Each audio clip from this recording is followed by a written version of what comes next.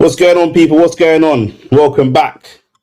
You know the vibes. We're here on time. Do you know what I'm saying? It's a new season. It's a new day. Trying to do things a bit differently. Trying to be on time. You get me? Hull City versus Manchester United. I don't know if I'm going to do every United game. Obviously, I'm an Arsenal fan. Shane's a United fan. And it seems like United, a lot of people think that United's going to be Arsenal's main kind of challenge. So I think trying to continue doing as many United games as possible is good. And it's good to build the chemistry. It's good to build the team chemistry right here. Do you know what I'm saying? Me, AT, we're not normally on the same page. Do you know what I'm saying? But certain games, I think it'll be a fun dynamic on the channel for us to all get together and hate on Man United, or you man all get together with Shane and hate on Arsenal, or whatever the case may be. Do you know what I'm saying? Because like today, it's me and AT against Amad Diallo. Do you know what I'm saying? We don't normally have this in the chat. So, do you know what I'm saying? Bro, hey, Ahmad, you man was saying last year, United fans, and you know what's funny? I've seen the energy change a little bit. United fans, the energy's been up and down because when last year Carrick did quite well, the narrative was on form, Michael Carrick's the form manager. And some people were saying last year, you know what? United might even be title favorites because Arsenal play such terrible football. That was the narrative. Then you man started signing Tielemans, Santos, obviously just got Baleba. And then it was like, yo, we're definitely challenging. And then now when I'm talking to United fans and saying, yo, you man still looking to challenge this year, yeah? Because the game's coming up, they're like, well, I don't know. Let's see what happens. Chelsea look good. Spurs, you never know. Like, the confidence is dwindling already. Bro. Do you know what I'm saying? I went to get a haircut this week and nearly had to slap up a Man United fan. And this is what I'm talking about. When I'm talking about some of you, man, that don't live in the country or don't live in the city, like, it's barbershop talk. Do you know what I'm saying? We are challenging, fam. Man's telling you lot for free. I just don't know about your defense. Attacking wise, you man on your day can turn over a lot of people. Chelsea can turn over a lot of teams, and they've got some good attackers. The defense, I'm just a bit concerned about, but do you know what I'm saying? It is what it is. But you lot, I have Chelsea in my top four. Do you know what I mean? And Chelsea's always been a club that wins trophies. I have Chelsea top four and making a serious run in the FA Cup or something like that. But with I was in the barbers, and this United fan is trying to tell me, well, he's not trying to tell me, he didn't know I was an Arsenal fan. He is trying to tell us we're the worst champions ever. We played horrible football, blah, blah, blah, blah. He's young, innit? He's a young United fan. I said to him, do you know who holds the record for the most undefeated Premier League games consecutively? He said, no. I said, that is Arsenal. Do you know who broke that record on the 50th game? He said, no. I said, that is Manchester United. Do you know how Manchester United broke the record of Arsenal's unbeaten run? There's videos on YouTube. For those of you that's too young to watch it, me and Lex spoke about it yesterday. Lex is a United fan who'll even tell you Manchester United just kicked the living shit out of Arsenal, bro. Just foul after foul after foul after foul after foul, bro. Do you know what I'm saying? At the end of the day, football goes in cycles, bro. There's times in the Premier League era since 1992 that some Arsene Wenger teams played some of the best football that you have ever seen in the Premier League.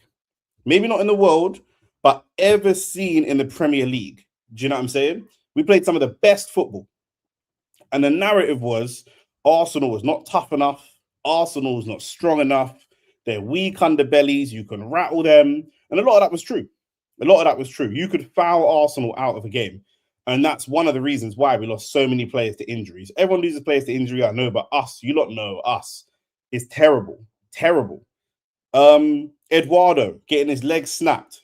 If you man ain't seen that, if you're too young, if you don't remember, when Eduardo got his leg snapped, it was so bad that Sky Sports cut the cameras off. That's how bad it was. Yeah. And the narrative was Arsenal were weak and soft. So when we play football where first of all, yesterday was 3 open play goals, no set piece goals. But when we play football and we start to bully and mash man up, we don't care, bro. We actually kind of enjoy it, blood. I'm not gonna lie. We actually kind of enjoy it because as Arsenal fans, most of our lives, if you're under 30, under 35, most of our lives, we're the guy in the schoolyard that's getting little boyed. We're a big club, but we've been little boyed and little man for a long time. So we don't care, bro. Like, do you know what I'm saying? That's what I tell him. So, bro, you support United. Do you know what I'm saying? You support United, bro. Do you think I care about your happiness? Do you think I care what Manchester United fans think about my style of football? That don't make no sense, bro. You think if I'm a boxer and I knock man out, people can say I don't like your style? It don't make sense. How can you not like my style? I won. I won. And this is where me and Shane clash. This is the Man United mentality. Do you know what I'm saying? We say in F-Texer. This is where me and Shane clash. Because in a boxing match, if Shane is better than me technically, let's say Shane's got a better jab than me, Shane's got a better hook than me, Shane's got better technical fundamentals than me, Shane can do beautiful shoulder rolls, he's got great footwork. But if I fucking knock your ass into the dirt, you can't argue that you're better than me. I just beat you. I just beat you. How are you going to argue that you're better than me? Because I beat you. Done. Do you know what I'm saying? So that's just what it is. Do you know what I mean? I think calling Arteta a coward is a little bit unfair. I think coward is a little bit strong. He should be braver, but I think calling him a coward is a little bit unfair. That's a bit strong. The PSG game was the first game we lost all year in the Champions League. We didn't lose a single game in the Champions League for the whole Champions League campaign. The first game we lost was the PSG game, and I would have liked him to be braver. Do you know what I'm saying? But that's what it is.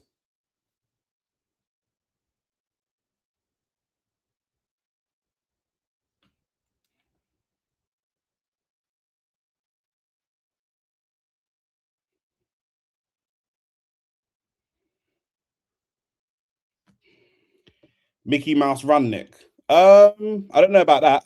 It wasn't the toughest run, but we beat Atletico Madrid in that run. We beat Inter Milan in that run. Do you know what I'm saying? We beat some good teams in that run. We beat like your Bruges and stuff like that. But a lot of that is how it works now, isn't it? With the league format, a lot of people don't have the toughest runs because it's a league format. Do you know what I mean? It's tougher when it's group stages and then everyone that comes out of the group goes into a round of 16 and knockouts. Then it's just naturally tougher. But do you know what I'm saying?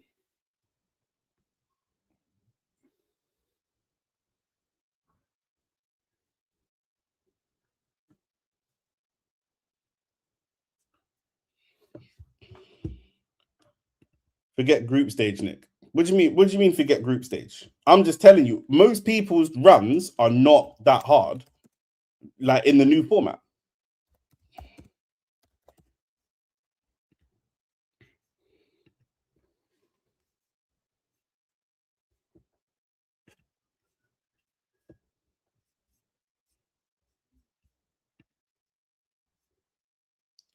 Wait, let me find it. Hang on.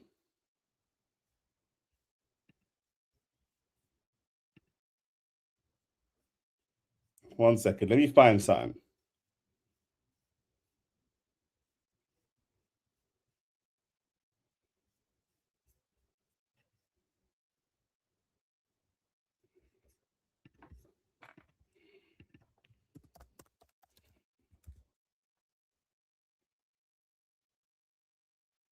One second. Put a like on the video as well. I'll go through the United team and stuff in a second. One second. I'm just looking for one thing.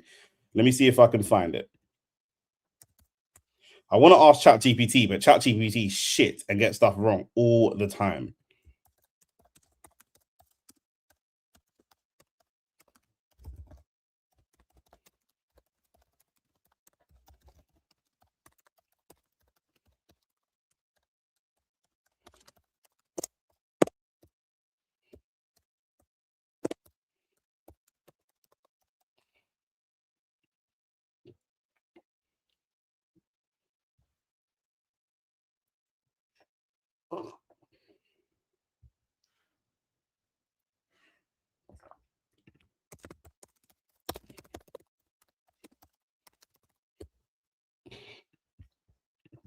Group stage and the knockouts are like two different competitions. I'll be real. That's what I'm saying. When you get to the knockouts, it's harder for everybody.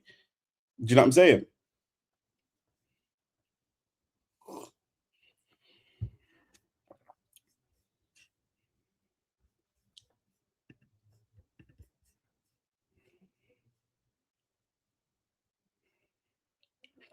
PSG played Chelsea in the round of 16. Chelsea, who finished 10th in the Premier League. Then they played Liverpool in the quarterfinal. Liverpool, who were pants last season. Then they played Bayern in the semi-final. Very, very exciting games. And then Arsenal in the final, who were the league champions. We played Sporting. We played Leverkusen in the round of 16. Then Sporting, who did Sporting win the league last year? I think they might have won the league last year. Then Atletico, who are one of the top teams in Spain. And then PSG in the final. If you were taking the position of where our opponents finished, obviously Liverpool and Chelsea are bigger clubs than Bayer Leverkusen and Sporting. But if you take who the what's it called, where those teams finished in their respective leagues, do you know what I'm saying? Chelsea was shit last year, bro.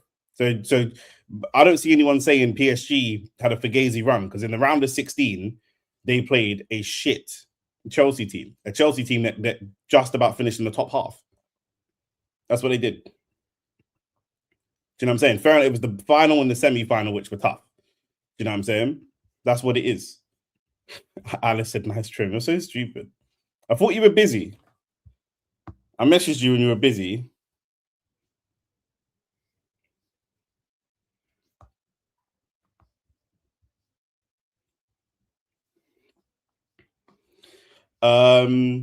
I remember going to school after Baku, spent the whole day getting bantered. Fuck how other teams find our style. Bro, 100%. But the thing is as well, when we were in our banter era, bro, no one cared, bro. Do you know what I'm saying?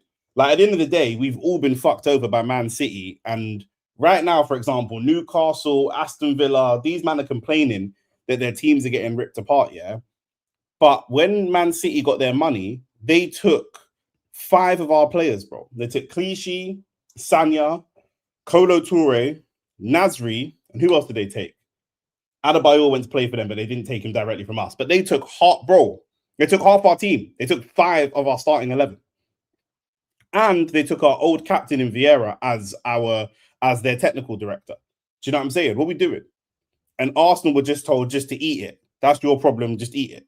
But when it's anybody else, do you know what I'm saying? Is the expectation is different, but it is what it is.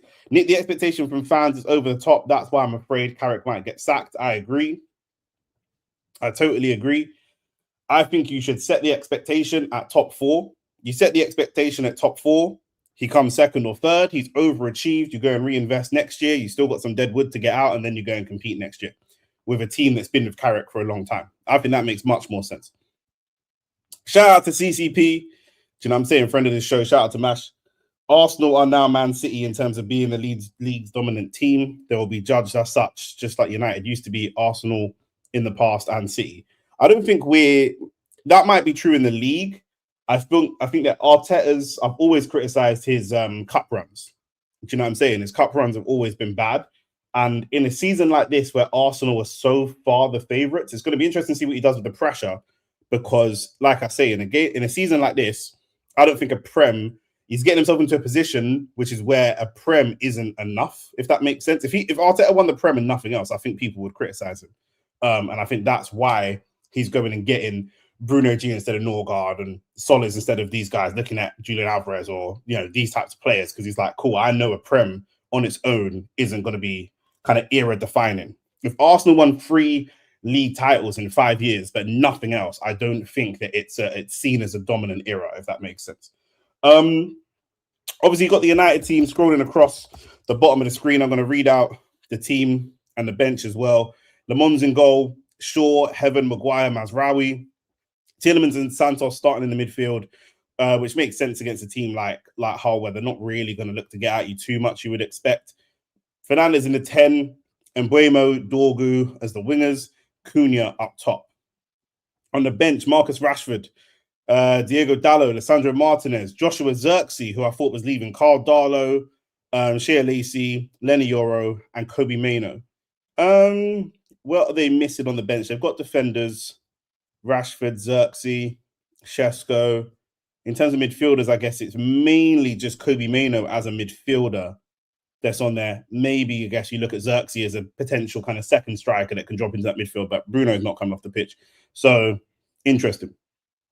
Thoughts on Minter for 70 million? I don't know if Minter has done enough to justify 70 million. I think the bigger thing is that the expectation. Do you know what I'm saying? They were looking at Barcola and then they got Minter. And you think United have just kicked off. You think for the extra 30 million, what Barcola gives you, maybe Barcola isn't worth the extra 35 million. There is a world where that's the case because he's an unknown quantity in the Prem and he's not the best finisher. It's going to be a lot of legs. And actually, they look at it and say, we can bring someone Premier League proven. But it's not really an X factor. And they've lost Salah. They've lost Gakpo. Gakpo's not an X factor either. But they've lost Salah, who's been their X factor player. And you would hope that they bring in someone who's got a bit of that X factor about them. Do you know what I'm saying? Minter is shit. He's like Madueke. When I chat to, this is what I'm saying. When I chat to PSG fans, they say for their team, PSG's an unbelievable team.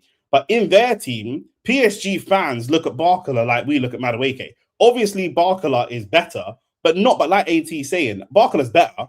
He's been in better teams. His level's higher. He's played for France. He's won big trophies. But they look at him like he was the one that was always going because he's not. They don't look at him like the level of a Doué, Kvaratskhelia or Dembele. They don't look at him like that level. They look at him like, yeah, you're better, but not by a lot. So are you 50 million pounds better? Probably not. And I think that's the situation. I think second is a realistic target for Man United, but the thing working against them is Europe. If Alonso can find Leverkusen Alonso, then Chelsea without Europe can steal second. It's not a bad shout. Do you know what I mean? Chelsea with no European football and just one thing to focus on. You know, the only issue is that managing that dressing room, because they've got a lot of players and not actually that many games to sort of distribute those players around. So they got like 52 players signed or something like that. So yeah, that's why Chelsea are in my top four. That's why Chelsea are in my top four. It's going to be interesting. It's going to be interesting. Do you know what's good? Like with the squads that are there, all the big six are competing for the top four, which is exciting. Plus, your Villas and Newcastles and stuff kind of knocking at the door, trying to upset the apple cart. But we're back in a situation where really everyone's top six will be some permutation of the big six. And I think that's exciting.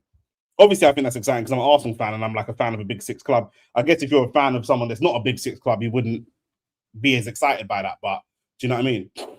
Nick, PSG fans are more pissed about losing Kang Lee. Yeah, exactly. That's what I'm saying. That you don't really, if you want to be competing for top honors, you don't want to be selling players that people, you don't want to be buying players that people want to sell, if that makes sense. I know we've failed to get Mbappe and Vinicius, but you want to be going and getting players that people do not want to sell. Do you know what I'm saying? Bruno G, Newcastle didn't want to sell him. That's a fact. Do you know what I'm saying?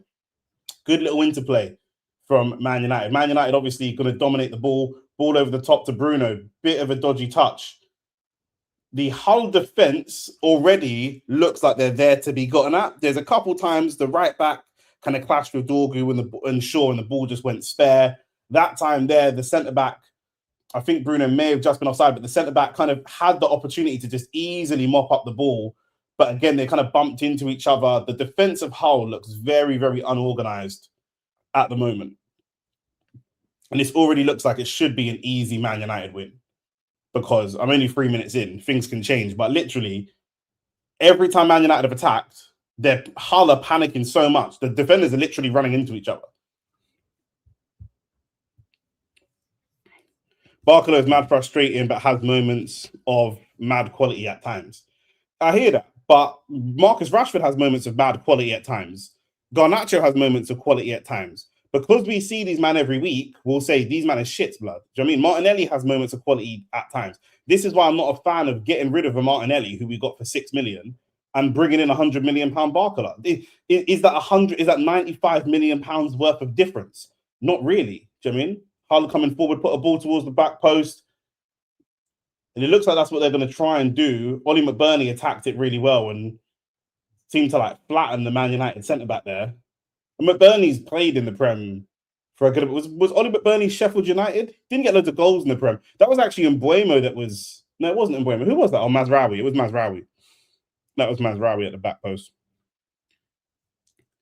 Personally, have you Scum finishing second? 70 M's ball, max baller, 100%, and a lot of that is because of his CV. Do you know what I'm saying? Is the 75 for that actual player, or is the 75 for his CV? Do you know what I'm saying? Like, if you look at like a Tillemans, when you pay 35 million for Tillemans, you're paying for the player because his CV is decent, but his CV is not amazing. Do you know what I'm saying? His CV is not actually amazing. Certain man, you're paying for their CV. Do you know what I mean? Even when you look at players that are clearly past it or over, like had their best years behind them or overhyped because of certain moments. Do you know what's really dangerous? Buying players like James Rodriguez, who has iconic moments. His like 4 or 5 iconic moments make him seem like a far better player than he actually is. Do you know what I mean? Or was at that time. That's what you want to avoid.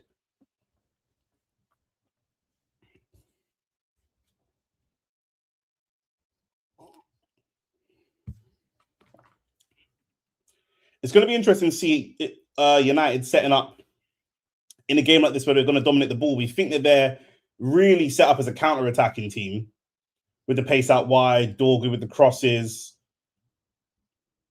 There's a lot in there to support someone like Acuna. You've got Bruno, who's one of the most creative players in the world, behind you. Hull's midfield have just taken out. Was that Santos? Tillemans it was. There's about 5 of them converged on Tillemans.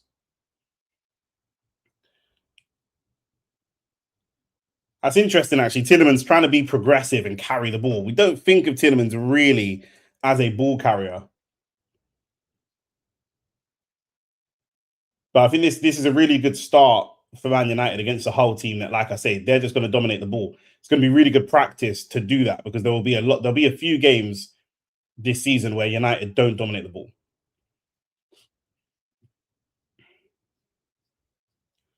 And it's going to be interesting to see how Cunha plays and what positions he picks up. Because, like I said, Mbuemo looks for goal a lot, but Dorgu's going to look to cross the ball or cut the ball back to the edge of the box. Bruno's going to look to thread the ball for Cunha. It's going to be a lot of support for him. Nick, I hear you, but I can't do another year of Martinelli, so I don't mind overpaying a bit. I don't mind overpaying because it's not my money. But what I said on yesterday's stream is it's got to be a top player. It's got to be someone that is considered a top player. Do you know what I mean? And it is partly we want to pay for the player's ability, but we also do want to pay for the CV a little bit because we want someone of experience of winning titles. If you're Newcastle and you're not really competing for the title, bringing someone in that has experience of winning league titles is kind of irrelevant. You just bring in the player that does the job. For us, a player that does the job is good, but if they can bring experience of winning big trophies, like a Julian Alvarez um or like a Vinny, that's going to be a game changer for us. So I don't mind overpaying, and we will have to overpay because again, we want one of the best players in the world, and we want dodgy touch from Mbuemo, but it works out in the end. We want one of the world's best players, and we want players that clubs do not want to sell. Oh, it's a bit of a late one on Hull. The ref's not giving a foul there. That's a bit crazy. I think that was Mazraoui on, or was that Maguire on the Hull attacker? There's a foul one way or the other because someone's very late there. Maguire's calling for the foul. Overpaying when you only need one position is calm. That's what I'm saying. Yeah, we've got solids for 34, and he's already looking like someone that could be worth a lot more. I'm not going to put a number on it because we played Coventry yesterday, but let's see. But he looks like someone that could be worth a lot more. So if we overpay some in one position, we're good. Especially if it is someone like a Julian Alvarez, where they can play in 2 positions. Do you know what I mean? Because Julian Alvarez comes in and solves, I use the chess analogy all the time.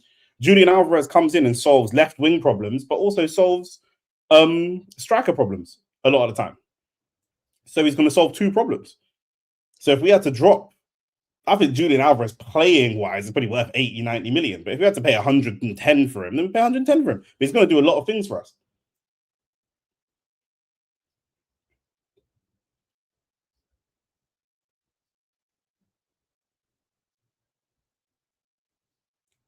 The difference in technical ability is crazy. Just the technical level of Hull, player for player, is just not there. Can't lie. I can't lie. Yeah, you see Cunha, man needs to see big things. Pause. United man talk like he's Jesus. But again, Cunha is struggling, is suffering from big moments because he got the goal against Arsenal, and then did the little dance and stuff, and then I think he got a goal against City as well. So do you know what it is? They're getting wrapped up in the. Cunha's a good player, but they're getting wrapped up in the emotion of what he did, not really the impact of what he did. Do you know what I'm saying? Cunha is very much for me a player that can blow hot and cold, in my opinion. Nick, Oscar Bob is a better choice than Barcola, though, with less money. I don't know about that. I don't know about that. He solves the Grok problem. That's all I care about. Yeah, but we need another left winger. If Martinelli goes, we need another left winger. We need someone that can play wide because otherwise we're going to have Solids playing 80 games. I don't know if Oscar Bob is better than Barcola. I don't know that. I've seen Oscar Bob. You know what I mean? A lot of it's character. Arteta wants players of a certain strength of character, and again, Barker has been involved in winning big trophies. Do you know what I mean? Oscar Bob's won trophies at City as well, don't get me wrong, but I don't think it's the same. People say it's character. I think a part of it's age and experience. I think Arteta doesn't really trust youth that much. That's why he'll only really use Wanyeri or Dowman if it's like, he brought on Dowman against Everton, I guess. I don't know.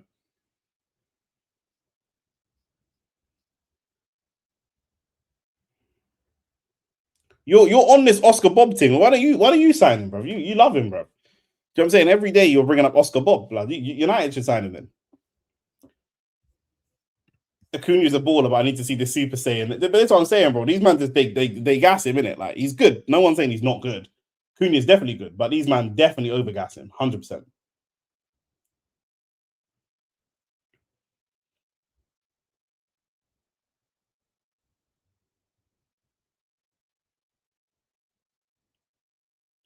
I still want to see big things from Amad Diallo. Do you know what I'm saying? These men are telling me he's better than Saka and he's this and that. Like, they were talking like Amad's crazy. You don't even start for them.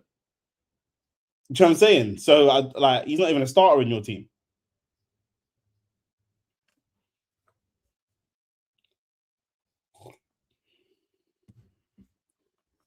Even Oscar Bob is miles better than Barcola.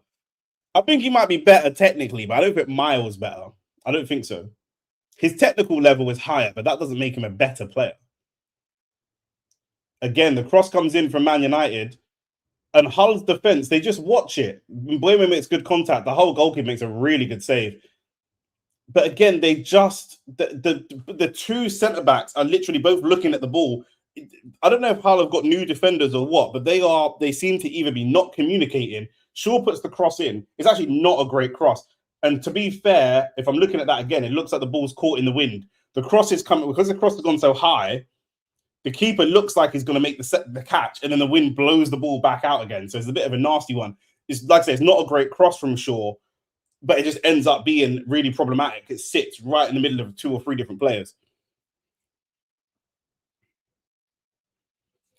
That and Bailly.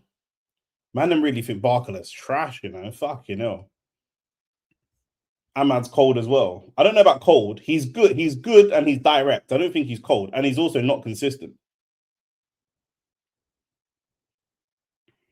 If he's cold, why doesn't he start for them? Why doesn't he start any games? And there's no one that's even interested in signing him.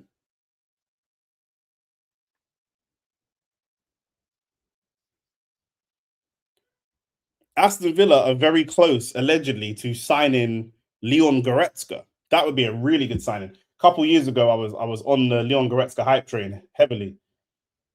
A spin and a shot from Cunha straight at the goalkeeper. I think that's what Man United fans like about Cunha is that he just shoots. He doesn't even really think too much about what he's doing. Goretzka's dead now, but a couple years ago he was cold. But he just never really kicked on to that top level. Good ball from Ollie McBurney out wide. Hull coming forwards. Can look for the cross. It's a great save from Le Mans and a good header from Ollie McBurney, to be fair. Like that, this is what Hull are going to do. They've got a Premier League experience. I'm pretty sure Ollie McBurney's played several years in the Premier League, maybe 2 or 3 years in the Premier League. They've got an experienced number 9, and they're just going to feed him with crosses.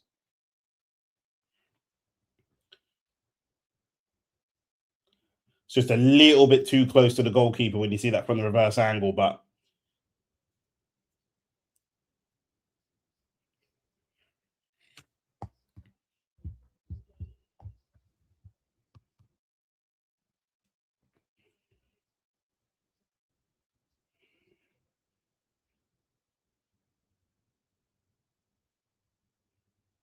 man like Ollie McBurney, you know, that's what I'm telling you, bro. He's been in the game for a while, bro.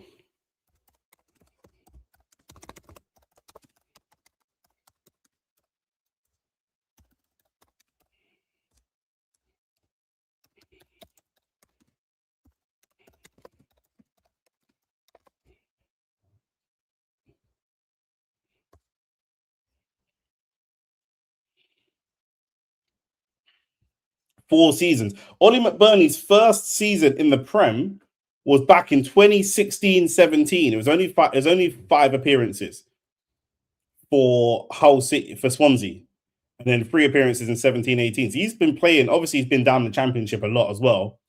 But then he had 36 appearances for Sheffield United, 23 appearances for Sheffield United, 21 appearances for Sheffield. I thought it was Sheffield United, but he's been playing Prem football for 10 years, blood.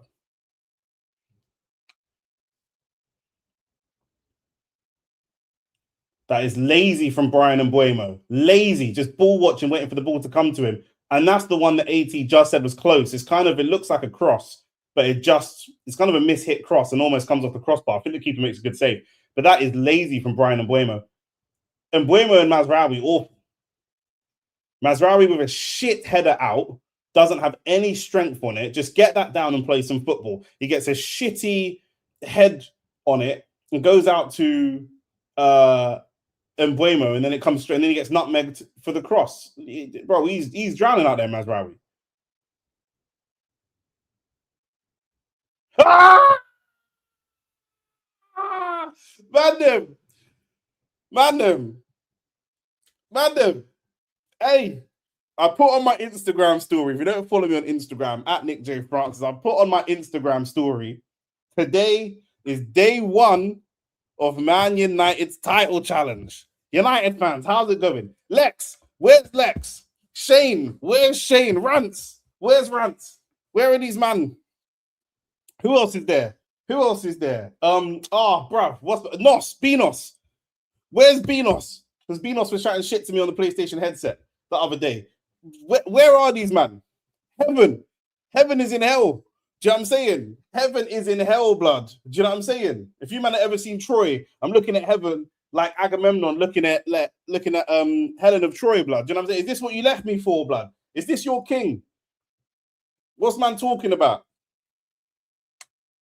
Nah, Chris is Arsenal. All my guys are Arsenal. Chris is Arsenal. Ricky's Arsenal.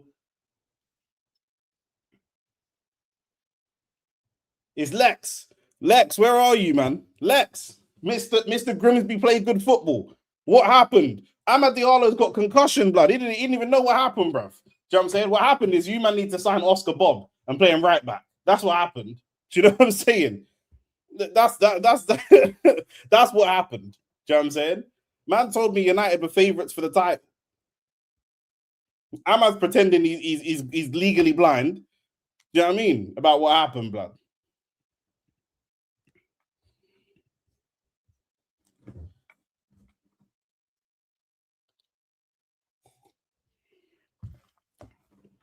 United looked comfortable for all of 10 minutes, bro. You see United, yeah? United moving like boot tennis, blood. You man look cold until somebody throws a punch back. As soon as someone throws a punch back, because what Hull have realised is United look great when they're not being challenged. Do you know what I mean? Mazraoui tries to put a ball into the box. It's a decent strike from, I think that was Santos. That was Tielemans. Tielemans actually been decent.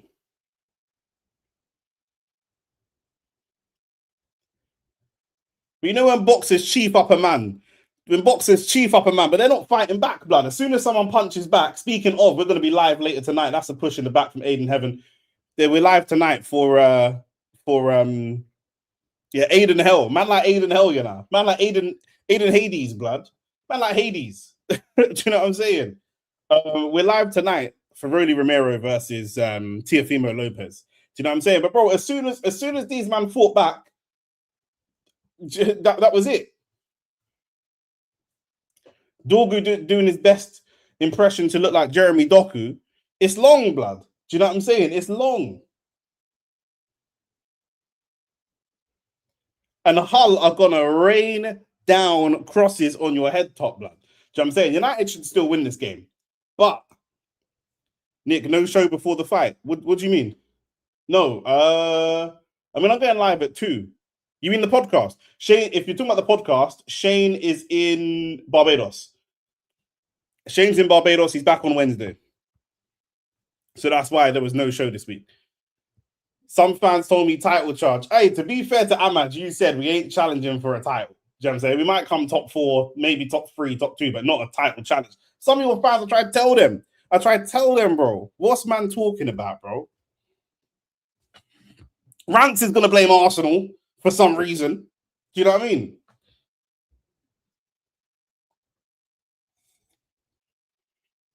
It's a great touch and bring down from Mbuemo, to be fair, who is not a player that has a very good first touch. Cunha just running with the ball. Shaw is just standing in an offside position. It is bare early, yeah, but 1-0 down on the opening day against Hull, newly promoted Hull. Could you imagine if that was us? Could you imagine, bro? Could you imagine? AT, could you imagine if that was Chelsea? What would man be saying?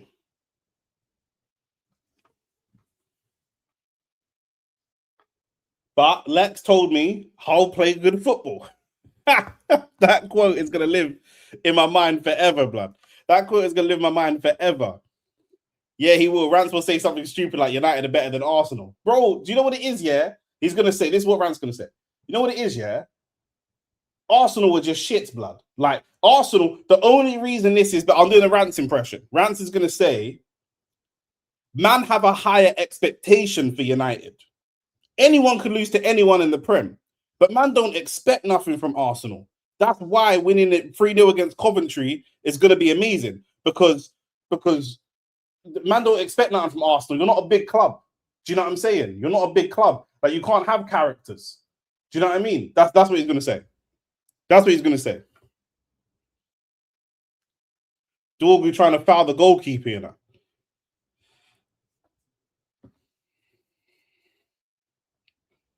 They said they were winning. They said it's a title charge. Bro.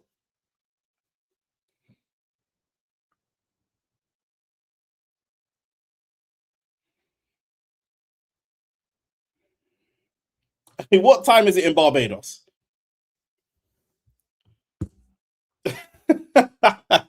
Man said Rance turned off the treadmill, blood. Oh my days. They might as well have signed Rance, blood. Do you know what I'm saying? They got Tillemans. At least Rance has got lower body fat than Tillemans, blood.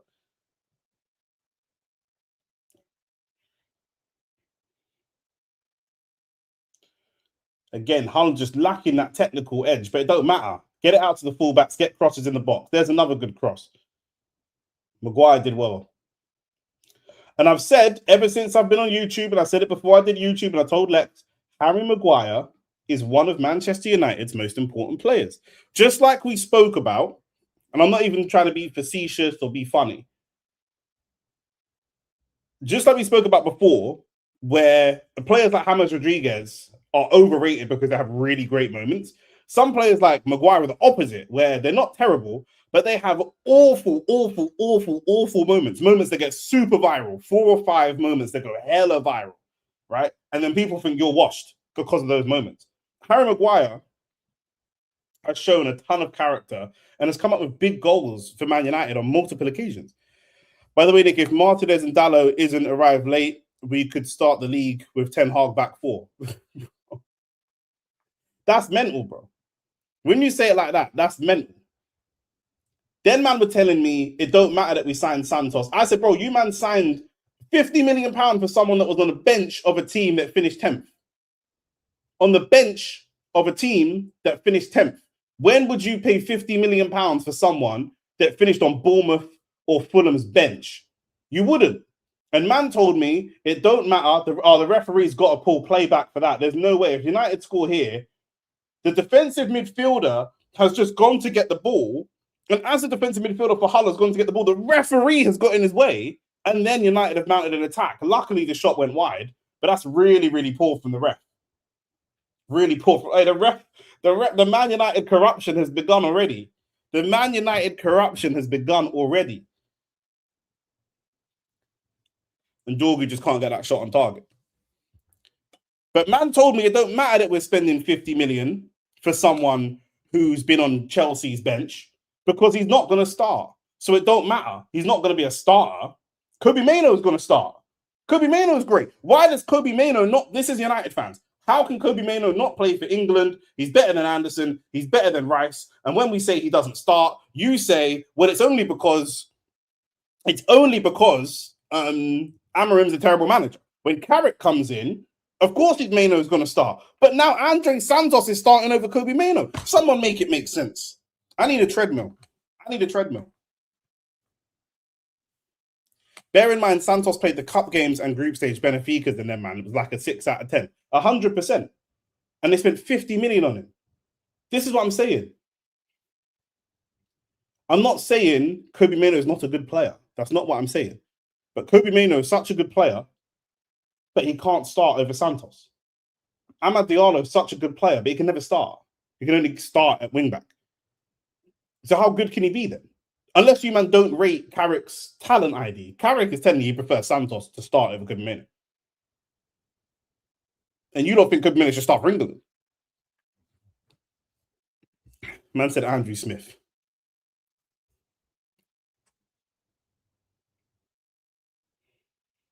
Man have still got Luke Shaw starting at left back. Luke Shaw starting at left back. Just put Dorgu left back. Dorgu's a good winger. He's a good player. I like Dorgu. I have him at Arsenal. I think he's a really talented player. What I'm about to say is not a disrespect to Dorgu. But when man say, nah, like Dorgu's got to play on the wing, he's not that good that he has to play on the wing. He has to play on the wing.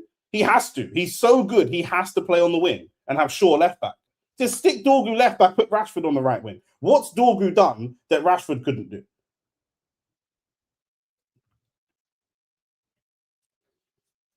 Cardiff away, Wrexham away last season. Trust me, that was haram watches. Bro, these man, as soon as man put on a Man United shirt, these man just go Stevie Wonder blind, bro. I'm telling you.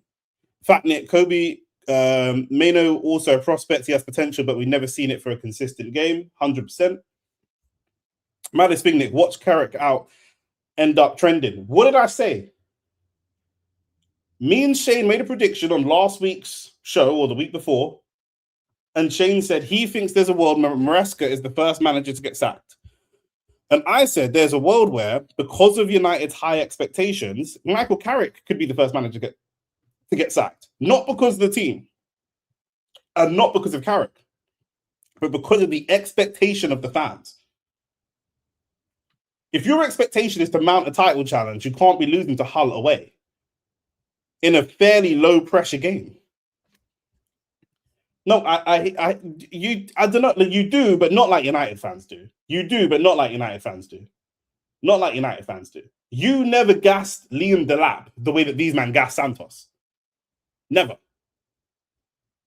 And Liam Delap was a starter for Ipswich and had a good season. I personally felt like I could see through it, and I didn't really rate Liam Delap. Amad Diallo told me if I'm serious about winning the league, I should sign Liam Delap.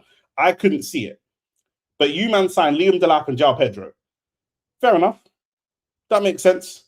You signed 2 starting strikers from Ipswich, got relegated, but from 2 competitive Premier League teams. Okay, no problem. These men signed a bench player from a mid-table team. Forget about the fact it's Chelsea. They signed a bench player from a team that finished 10th. And credit to Hull as well, because what Hull are doing, I just see, was that Santos that got slapped? That is, yeah, well, bro, that's mental.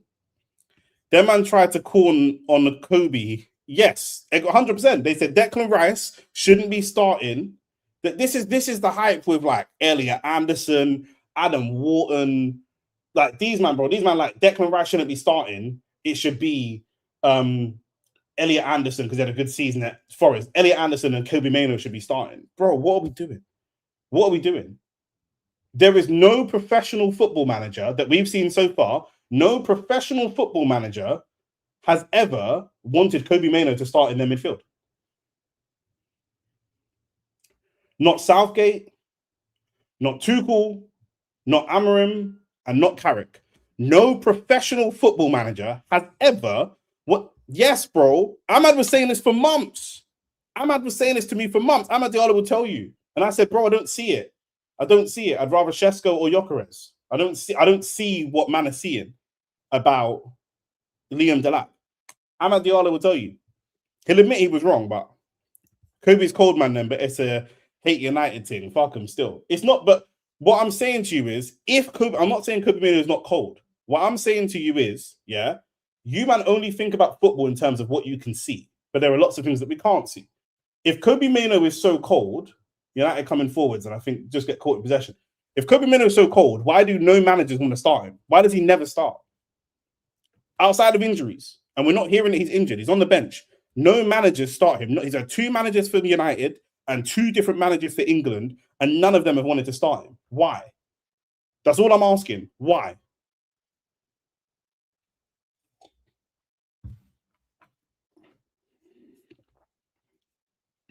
Yeah, well, that's what I'm saying. When he was at Ipswich, you were saying, oh, United could be in, good defending.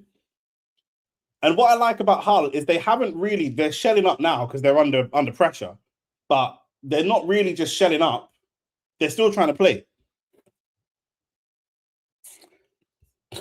That's BS, Nick. The talent ID for managers is mad, and all England PR is important. What I'm saying to you, bro, you're getting it backwards.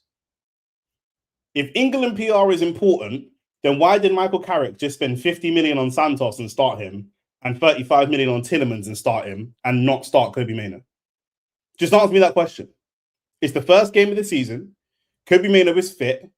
He went to the World Cup, no injuries. He's perfectly fit. And they're starting Tielemans and Santos. Why is he not starting Kobe Mano? Why? Because United fans told me that when they get in Santos is going to be on the bench because Kobe Mano is going to start. So why are they not starting him? Balance. Okay.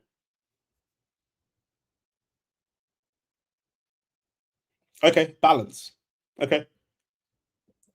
The problem I have with what you're saying is that United fans said to me, Andre Santos is going to start and Kobe Mano is going to come off the bench because of balance. That's not what they said. They're saying it now, but that's not what they said at the time.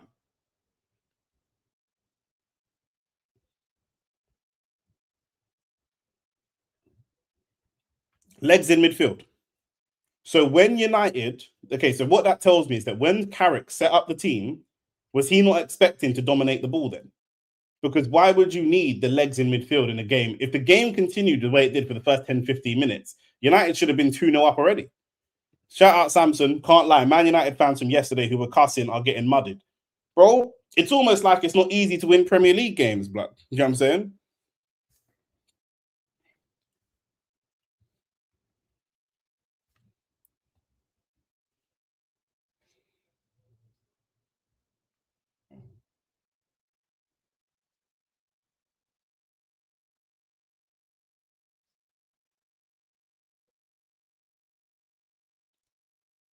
Dorgu's trying to get some stuff moving. And it's another foul for Hull. Man, I like the video as well.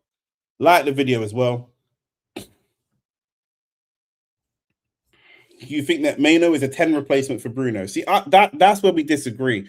I just don't see Mano. Mano's creative, but to me, this is where I don't rate him, but this is where I have him as like a second tier player. He's not creative enough to be an out and out 10 like Bruno or Odegaard, but he ain't really got the legs to be an 8. So that's why I think he doesn't start. Rice is an out and out 8. Like he just everywhere on the pitch. You might not rate him technically, but he's everywhere. Like when I'm looking at Kobe Mainoo, I don't think he has a set position. I have to rate it because even if we win, the scare gives confidence to other teams against us. Yeah, 100%. You can't have 3 dictators off the ball all at once in midfield. He's not really. Mainoo is a diamond 8 to me. I would agree with that. I don't see when man say he's a 10. Where's the 10? Okay, he got the 1 goal. He touched and swerved against Liverpool and scored. But overall, he's not creative like that. And Rand said that Xerxes is a more natural 10. I think Xerxes is a more natural. I don't think he's a 10, but he's a second striker. The reason I don't think he's a 10 is because I think of a 10, a modern day 10, like an Erdegaard. Bruno's slightly less, but like an Erdegaard, where if you look at the pitch, Erdegaard's not always just behind the striker. He's left and right all the time, moving around and dictating everywhere. I don't think Xerxes does that, but Xerxes is a second striker. I think he's very good. I disagree. He's a great ball striker. So Gerrard was an 8 and he's a great ball striker. Gerrard was an 8 and Xerxes not mobile enough to be a 10. I agree. You're saying he's a great ball striker. Lampard was a great ball striker. He's an 8. Gerrard was a great ball striker. He's an 8.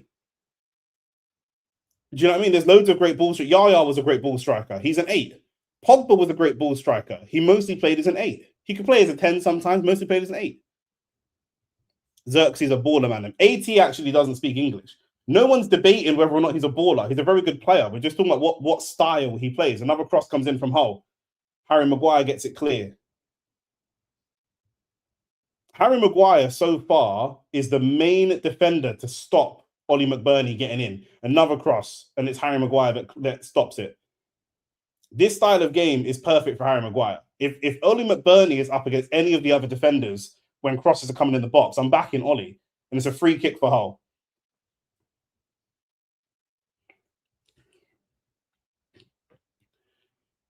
It's a free kick for Hull. That could be a yellow card for Tielemans as well. It's a bit of a cynical one in a dangerous position.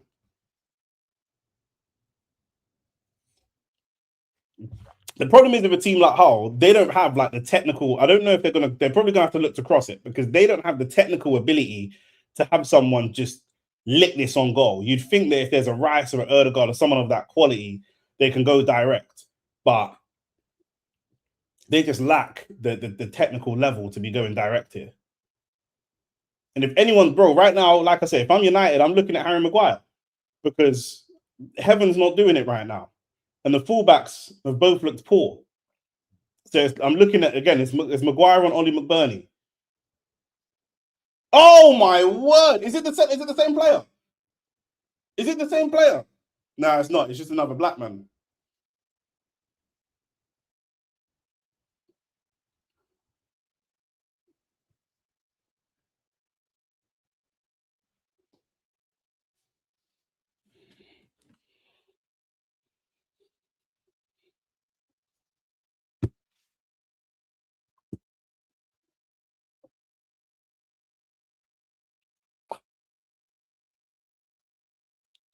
I'm so far behind on the stream. Oh my god. Title challenged. Anthony Robinson hype. The cross comes in. Harry Maguire misses the header, but it is Harry Maguire that's in the right line. The ball's just too high for him. And who was that at the back post? Is that Mazraoui or Mbuemo at the back post? Mazraoui and Shaw. I just said the fullbacks are doing nothing. Nothing. Man, them like the video, subscribe to the channel. We're trying to get to 5K. Hey, Shane, let me message Shane. What time is it in Barbados, bro? What time is it in Barbados?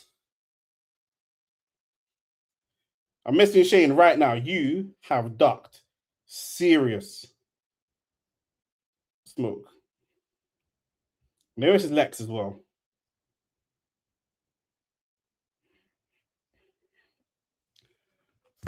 Nick, you need to get onto Rants, fam. He's been chatting the most shit. Bro, right, you see Rants, yeah? Bro. What's beautiful about Rants?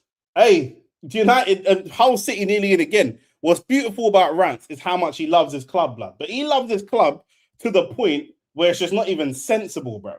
It's not even sensible. Now, I ain't going to call him. Because you know what it is? Because Rance is a way bigger YouTuber than me, that's just going to look like clout chasing. Because on a normal day when Man United lose, I don't call Rance every day. I'll message him, but I don't just call him every day and cuss him. So it's just going to look like I'm clout chasing, try to call him on stream. But yeah, bruv. Me and Rance don't even talk about football that much, you know. We mostly talk about boxing because whenever we talk about football, we argue. Whenever we talk about football, we argue constantly because Rance and I just look at football entirely differently. Away from Man United, Arsenal, if we're just talking about football generally, we'll just argue. Not a fist fight, but we'll just fight. We'll just argue. So we actually don't talk about football that much. We mostly talk about boxing. I spoke to Lex last night on the PlayStation headset. Lex actually said he predicted a draw here. He predicted a 1-1. Lex didn't feel confident that United were going to win. Lex predicted a 1-1. Rants on stream with a told you man cap. No shame. Bro, ranting his merch is mad, bro. Ranting his merch is mad. Dorgu, misplaced pass. Shaw's out of position. Hull look to come forwards. And now the crowd will get onto United's back, and it's gonna be a long way back. It's gonna be a long way back. I messaged you Lex saying stream is asking for you.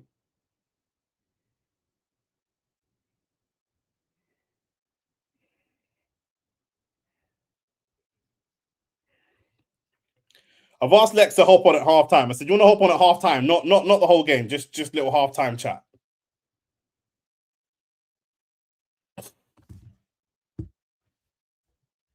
Yeah, we're live tonight for the TO fight as well. You know what I'm saying? I'm doing a double shift. Shane's sunning it up in Barbados. Before the start of the season, I said Hull would stay up. This is only one game, but I am impressed. I'll be honest with you. What they've done is cool. I'm not going to say I'm impressed because, like I said at the beginning of the game, if you go back, Ghostface, to the beginning of the game, and all the man in here can verify, I said all Hull have got is a Premier League experienced Ollie McBurney up top, and they're going to look to get it to the winger and whip crosses into the 9. And that's all they've done. Lex ain't coming on the stream. I said to him, just hop on at halftime. He said he's not feeling well. So, do you know what I mean? With this game, if he's not feeling well, this game's not going to make him feel better. I don't blame you for not. Bro, we'll go to dinner and like someone might say one sentence and me and Rance just look at each other and think, let's not even do this. Let's not even do this, bro. Remember, Lex, managers are never at fault.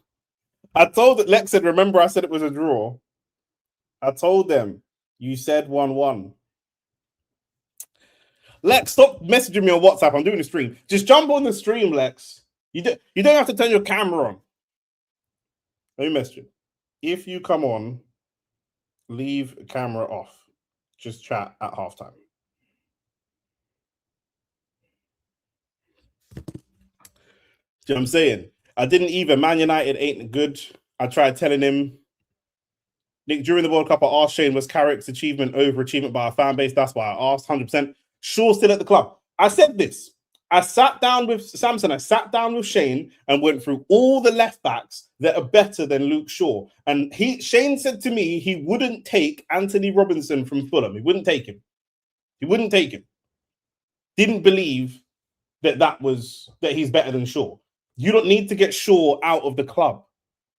That might have been more important than, not more important, legs in midfield, Shaw out. Those two things are the most important. You've got Dorgu. Anthony Robinson is not losing that header. 100%. I'm not going to say 100% because anything can happen, but it's him again. You see, the thing is, whether Rashford bangs or not, you man have tried different stuff. Maguire made some mistakes. And you man tried to, since Maguire came in and made mistakes, you brought in bare centre backs to try to replace him, and he's been a mainstay. Cross comes into the back post, and Dorgu, that header's poor. This is why I'd rather have Rashford there and Dorgu at left back, because Dorgu's got the legs. That's fine, but in the final third, he's been useless. in the final third because Dorgu's not a guy, bro.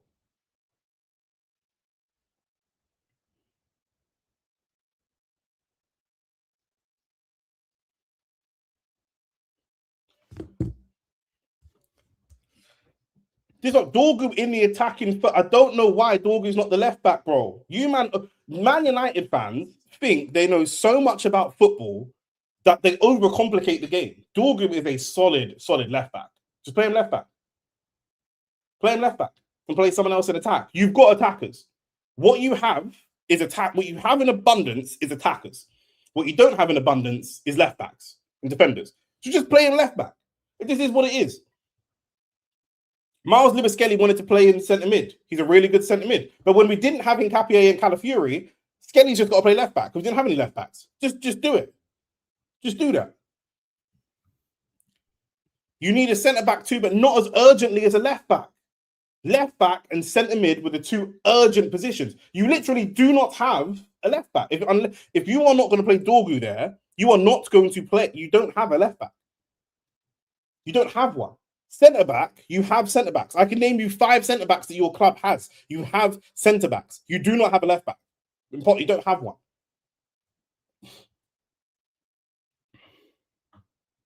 So that's urgency. Speak on, bro. I'm not going to justify putting Bruno Fernandes in conversations with Frank Lampard. I'm not going to do that. That's why I said Bruno can't be player of the season last year, bro. Because he broke the assist record. Fair enough. But, bro, come on, man. Serious.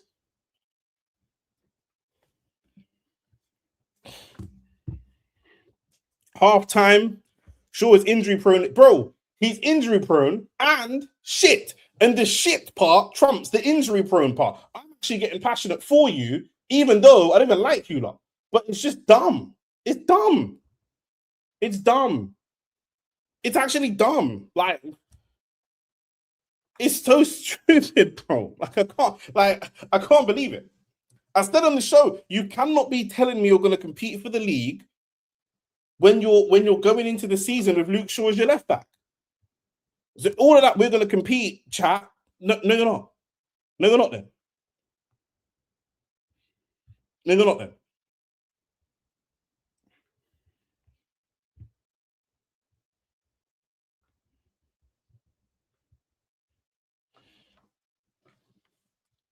Impossible.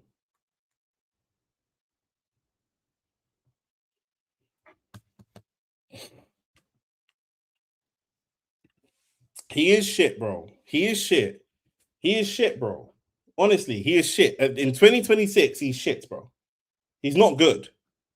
He's not good. He's finished, bro.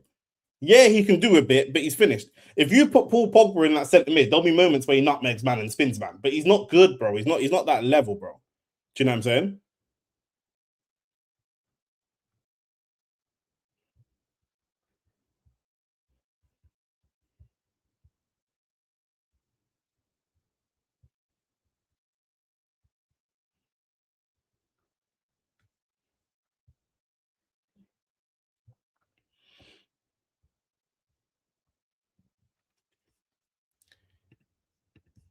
He hasn't been good since COVID era. Yeah, he's not been good, bro. He's not been good. He's not been good, bro. Shaw has seen the club go backwards and backwards and backwards and backwards and backwards, and he's part of that, bro. He's part of that. Do you know what I'm saying? Tillerman's dead. Luke Shaw done out.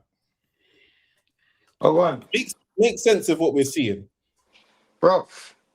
Everybody's just been off. To be honest with you, it's most of the mistakes that we've seen last season. I don't know about.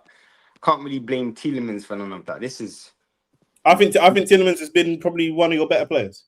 I think what's been the mistake is the same mistakes that we had last season. Why Heaven's playing in centre back, I don't know. We knew that their threats were going to be aerial, and Aiden Heaven's very good on the ball, but he's not good in the air. You know, I remember there was a game last season when we played against Chelsea. It's because Liam Delap can't score why we didn't lose that game. But we lost every ball in the air when he was playing in centre back. I mean, I know Martinez isn't great in the air neither, but he's a bit smarter and wittier. But you lot told me Martinez is good in the air because when man said when you lot signed him, people said he's too short, and you lot said, but for someone that's his height, he's very good in the air. Yeah, for someone his height, he's good in the air, but he doesn't mean he's good in the air.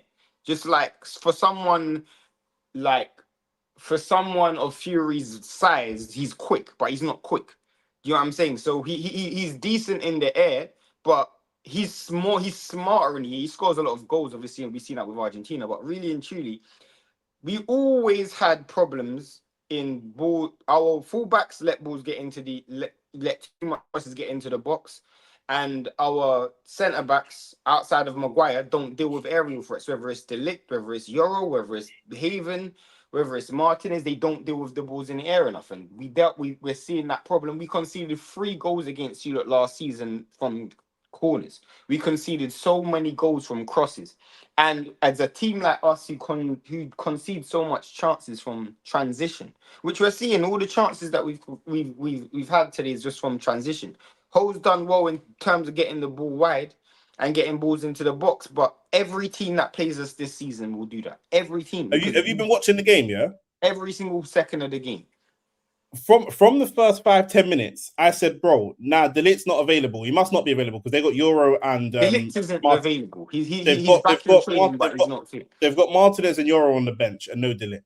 From the beginning of the game, first of all, 2 things I said. First 5-10 minutes, you man dominated the ball. Right now, we're here talking about the defense because you're losing 2-0. But can we speak a bit on the attack? Because the first 5-10 minutes, you man are dominating the ball, you're putting crosses in, and they're not really laying a glove. And I made the analogy that it's like a boxer where you're dominating the fight, but you haven't been hit. And as soon as I hit you and you step back, I kind of realized, rah, I can actually hurt this guy. And once Hull had that first half chance, it was like, oh, shit, we can actually attack this team. And I said from the beginning of the game, everything's going to just be crosses. Right. All they've got is Ollie McBurney up top, and they're going to put crosses into it. And to me, I said to you before, fuck everything else. Lex is unwell, so just bear with us, Lex. He's not going to have his camera and he's just going to chat. But I said to you before, with the squad you've got, just slap. Dorgu's not rubbish. Dorgu is not a winger. If you got this team, it's hurting my head. Explain it to me, because I'm not a United fan, but it's hurting my head. Why is Dorgu not just playing left back? Because he's not a left back. He's not a left back. He's not a left back. Bro, the thing is, another thing, I don't see where Shaw's done anything wrong today. Everything's been down the left-hand side. He missed the header at the back post for the second goal. Bro, all right, cool. To be honest with you, that's something he did wrong. That wasn't Shaw's fault. It's 3v1. It's 3v1, bro. There's 3 defenders against 1. Maguire, Haven, Shaw and Mazraoui were both there. No. Mazraoui is in the middle and he comes over. He comes over because his man comes over. If you look at that, there's a guy who's way over Shaw's shoulder, and Shaw's got 2. Because they anticipate the outswinger, the ball's an in-swinger. When the ball's an in-swinger, it beats everybody at the near post. If you look at that goal again, everybody's near post. I can't blame Shaw for that, because you got at very least it's 2v1. At very least it's 2v1. And for me, even if Dorgu isn't a better defender than Shaw, Dorgu's playing in left wing because of what Dorgu offers us going forward. To be honest with you, no one hasn't offered us anything going forward, but I think that's just down to, for me, a lot of it's just coming down to when we are getting the ball, we're moving the ball way too slow, and it's very one-dimensional. But I'm not even worried about the attack, because for me, the biggest problem is the problem we had last season. Our attack, all right, cool, we can say it's having a bad half. But I'm not concerned about that. What I'm concerned about is something that I can see happening for the rest of the season. You're not concerned about the attack at all? No, because I'm taking this attack in isolation. Our defense, in terms of conceding crosses into the box and being caught in transition, was from last season. Our attack. But when you look at this 45 minutes of football, are you happy to persist with this front 4? And you just feel like on other days it'll be better. We won't ever play this poor. Everything's been poor. So you're just saying on other days this front 4 will be better? Of course. Even Well, bro, not of course. It's the first day. It's all we have to go no. by at the moment. The reason why I say it's the same front four we had last season. So what? There's no difference. Is if Arsenal, obviously a bad example, if Arsenal have a bad 45 minutes of defense, this is a defense you can rely on because you know what they've done. I have no concern about our attack based on the isolated instance that we've seen in the 45 minutes today. I have a big concern on one, we played a double pivot that we've never played before in Santos and Tielemans. I don't know why that's the double pivot we're playing today, but that's not even it hasn't helped us in terms of getting caught in transition. It hasn't helped us in terms of transitioning the ball forward. But what has helped us is we have fullbacks who don't stop crosses from getting into the box. Whether we're on the ball, whether we're set piece, whatever it is, we don't have fullbacks who stop crosses getting into the box. We don't have centre backs who deal with crosses. So you're always going to have problems. And every single chance today has come from that scenario. Every chance. There's Let not me one chance that hasn't come from that scenario. let me bring in Lex. Lex is unwell. Lex, if you got our stream up, can you mute the stream because I can hear some background noise. But Lex, I talk don't, to us.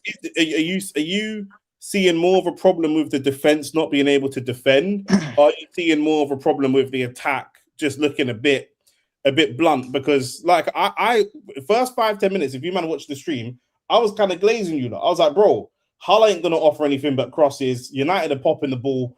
United are kind of set up as a counter-attacking team, but they're going to dominate the ball here. It's going to be interesting to see what United look like when they have so much of the ball. And after 10 minutes, I said, bro, this looks like an easy 3-0 for United because Hull ain't really offering anything. Where do you see the problems in that first half?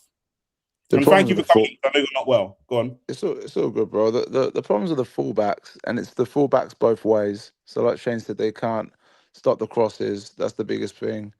Sounds like a reform policy, but they can't stop the crosses, man, and that's the Stop the problem. boats. Stop the boats, Stop man. the boats. We can't stop that. Would Dorgu be able to stop more crosses just because of his athleticism? I know he's not as much of a defender as Shaw. Shaw's bigger, stronger, crunching tackles, all that stuff. But with his athleticism and his speed, getting up and down constantly, because Shaw's got up a lot, but then when they counter, Shaw's not quick enough to get all the way back and be part of that defense. No crosses have come from Shaw's side. No crosses have come from Shaw's side. That's the part that I disagree with what Shane was saying, because before at United, I think something like 90% of his appearances were at left back. I think he's athletic enough to do it. I think Shaw is beyond cooked at the moment. He looks like he can't run, and the reason why it's both ways is then the attack is blunt, because once they got the goal and they got a little bit of zest about them, we can't overload. So because they're playing effectively 10 at the back, well 9 at the back, and then just leaving McBride, I think it's McBride at front. So we can't overcome McBurney, yeah. So we can't overload. We can't push people forward. So in the first 10 minutes, we're able to move the ball around and overload wide and overload in the middle. That's why Cunha's gone missing, because we can't, there's not that overload. So we can't, and Burmo's trying to force things down the right a bit. I think Burmo's been okay, but because we can't overload, because they've got so many people back, and people, if you notice, most of the best crosses actually we've had and the best attacking moments have been balls from Harry Maguire, because we can't push an extra player forward on the wings because we're too scared of getting beaten at the back.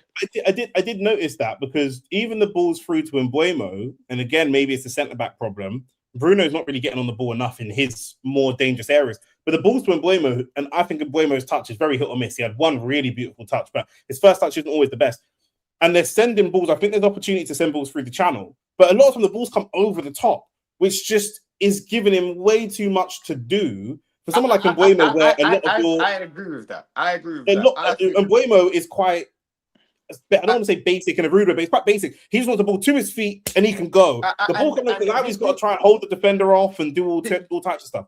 This goes back to your original question when you were asking me about why Dorgu's playing further forward. If you look at it, and I know Dorgu hasn't had the best first half, but what Mbeumo's been better at is once the ball's on the deck, he's cutting back into his left foot and he's trying to whip in crosses in that far post, where Dorgu's gotten to the end of a couple but not done anything. Shane, I disagree with that. I saw that in the chat, and someone else said that to me in the chat, that I thought that Dorgu's had a bad half. I don't think Dorgu has had a bad half. I think I think let me finish, please. Let me finish. I think he has been. I think he's been about. I think he's made opportunities, and this is the other thing with him being further up. I do think he's a winger, by the way.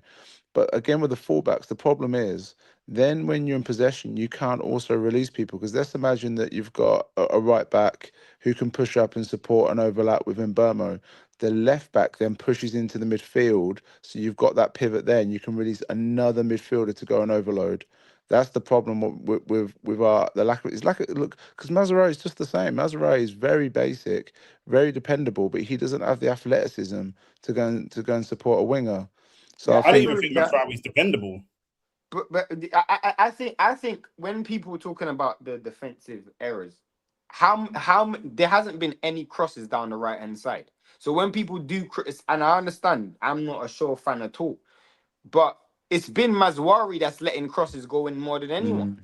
It's been Mazwari letting crosses go in. So I only see Mazwari going further and further and further in reverse, because he's not gonna go to But support there's him. two sides to defending the cross, though, Shane, isn't there? And this is the thing: when you defend a cross, you have to bump everyone across, if that makes sense. So whoever's got, every player has to move one to the right. For example, you're saying from the left, every player has to move one from the right, and then we're always susceptible to second balls, because then the defensive midfielder, whoever, have to go and pick up the second runners, and that's why I think we're zonal marking as well, which isn't the best on corners, and maybe that's why they're doing it, because they don't bump across very well. But it's definitely an athleticism thing. It's definitely, and the problem is we'll try and probably. Some of it's that these guys don't want to play football, bro. Like when I say they don't want to play football, for one of the goals, Mazraoui does a header out, and it's a poor header. It goes nowhere.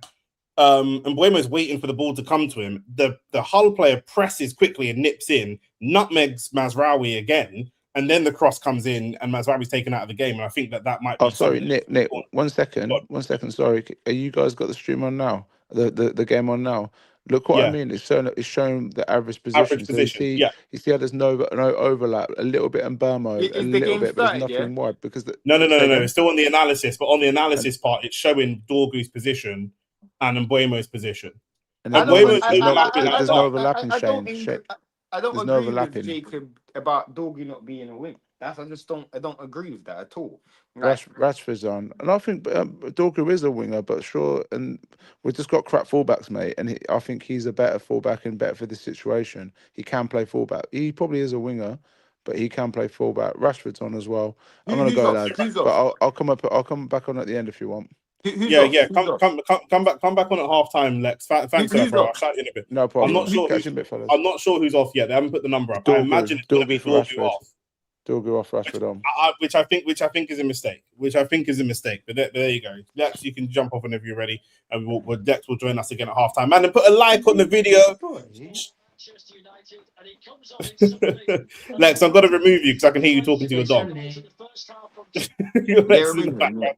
I'm gonna Please. have to jump off as well, 'cause I'm using my phone to stream the game. There's literally no That's TV calm. over here, bro. And That's calm. That's someone calm. said, "Oh, Shane went from title." I never once spoke about title challenge, bro. Nah, it don't I matter. ne- We're running that. We don't matter. It don't matter. We're running no, narratives. but I'm We're just running I'm narratives. I'm correcting what someone said. Someone said title challenge, and now Shane's getting vets at 8 a.m. No, don't ever say that, because I never said title challenge. I never said title challenge. I mean, we probably ain't gonna win this game, which isn't a great way to start the season. But, bruv, I don't even know what to say. We've kicked off. Come and join us again at full I time. won't be able to join you still. I won't even be All able right, cool. to join. All right. All right, say to them. Their man are gone. Do you know what I'm saying? We'll get Lex back in after at full time. But yeah, the crisis has begun. His dribbling and ability to beat a man is non-existent. On the ball, he's not great, but I think again, if they can thread the ball, they just look at winger. They look at wingers. They're not looking at wingers like that, Jacob. They're just thinking he's got the legs. You got to think of who they've had as wingers and wing backs. I think Dorgu looked really good at wing back, which is why they think he can do a job at winger. He's got the pace and the athleticism to just get down the line and whip crosses in. And that's literally that. That alone is what makes them think, yeah, he can be a winger. Hull come forward again. First attack from them. Comfortable for United. Hull didn't put enough players forward, really. There was one attacker in there and about 5 defenders. Nick, Shane was getting ready for a parade, 100%, blood. I guess you won't see Shane do any more live streams this season. This is the problem. Do you know what I mean? I'm having to do all the live streams. I'm going to try and there's a few United fans are going to try and get on different streams at different times throughout the season.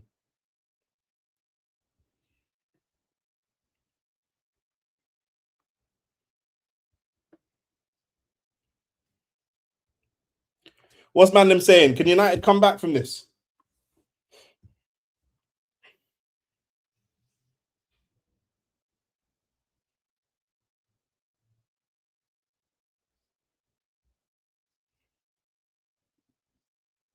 Now Cunha's coming over to the right to get involved. Cunha's trying to get into the game, but he's having to come so far out of his own position in order to get involved. The ball's played down the channel for Cunha, but it should have been played down the channel for Mbeumo.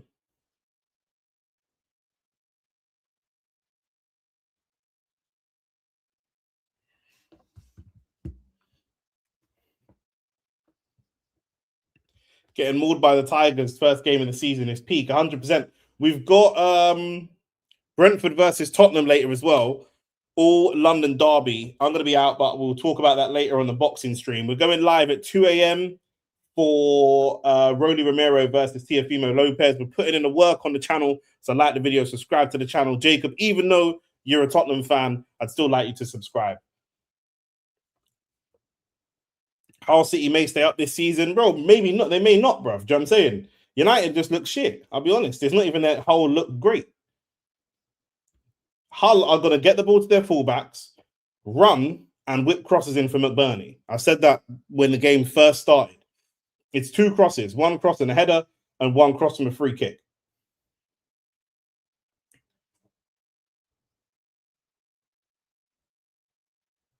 I know that people might say that this isn't United's first 11 or best 11, but for me, they also just kind of don't look that comfortable in possession.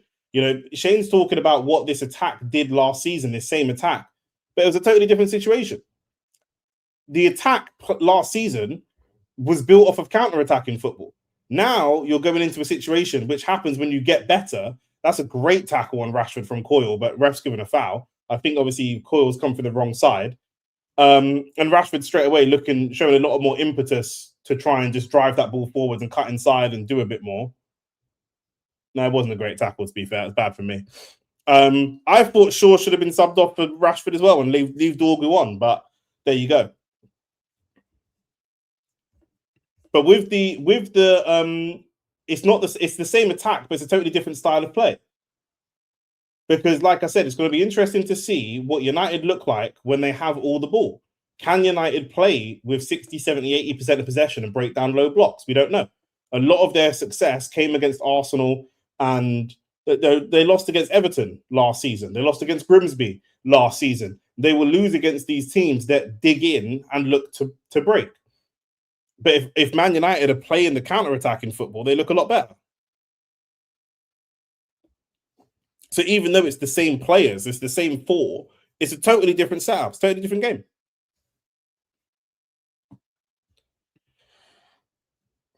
I think we can beat Brentford, but I worry about our forward options looking like Tell, Richie, Moore, front 3. I mean, yeah, I wouldn't worry too much. I think, you know, going through the season, once you've got, you know, Savinho and Marmoush and these guys bedded in, you're going to be flooded with attacking options. With no European football, you might have too many options. There's a lot of players that are going to need to get shipped out, to be honest.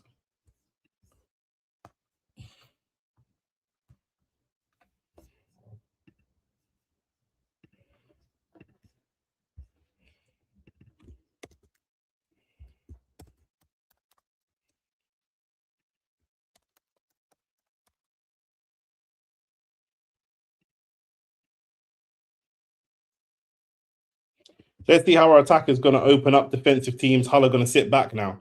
This is what I'm saying. That's why when Shane says, "Oh, it's the same front 4," it's totally different. You lot's first 2 results that were really impressive were against Arsenal, who did most of the attacking, and against City, who did most of the attacking, and they were both going for the league title. And then you guys can use your pace to counterattack. Now United have these new players. If teams start to see that United look dangerous, United are going to be sitting there being against low blocks and needing to kind of open up low blocks, probably 70% of the season. This is what I'm trying to say. They can't. They're not really great. They're not showing. I'm not saying they're not a great football inside, but they're not showing themselves to be a great footballing side at the moment.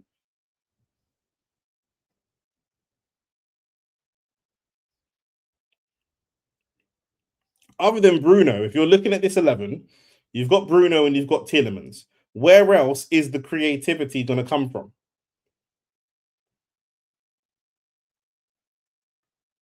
It might be against these low blocks that you have to put Cunha out wide, because he can be a little bit more creative from out wide. Cunha's one of your more talented players, just not really been involved in the game at all.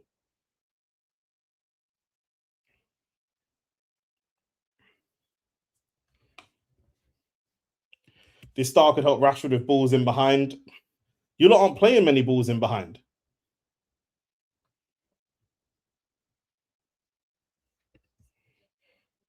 I wonder if there's a problem there with Carrick having that loyalty to all the players that are like Man United players, like players that have been there for a while, or the English players, having that bias towards Shaw, having that, maybe it's not bias, but having that bias towards Rashford.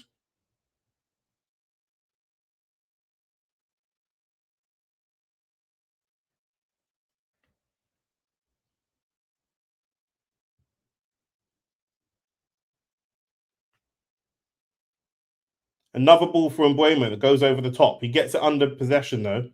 Gets it under control.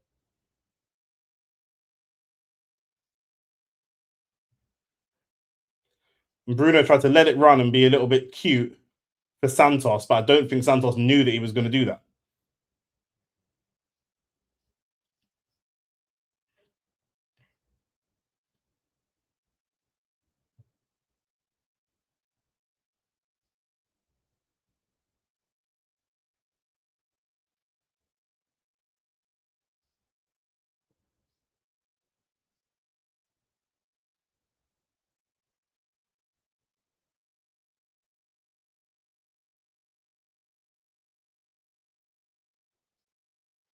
Harry Maguire coming forwards. He's going down the wing and plays the ball across.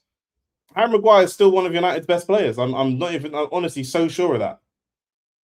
It's a good offload from Ollie McBurney. Use the fullback. The pass is poor. The decision making and the technical quality of Hull is poor. Just use the fullback. Play it really simple. This is mental, bro.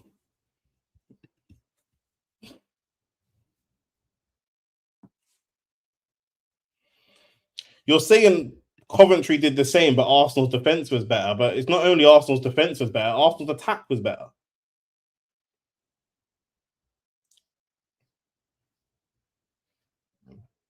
You lot don't seem to have a clear strategy of your attack. When you watch Arsenal yesterday, and I'm just bringing this up because you brought up Arsenal, it was clearly that they're going to use Solis to drive that ball into the box. It was everything went Solis.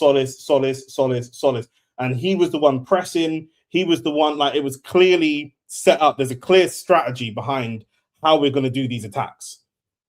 With you lot, it's not so clear what the attack's going to be. Man United have a corner. Harry Maguire's licking his lips at the corner. I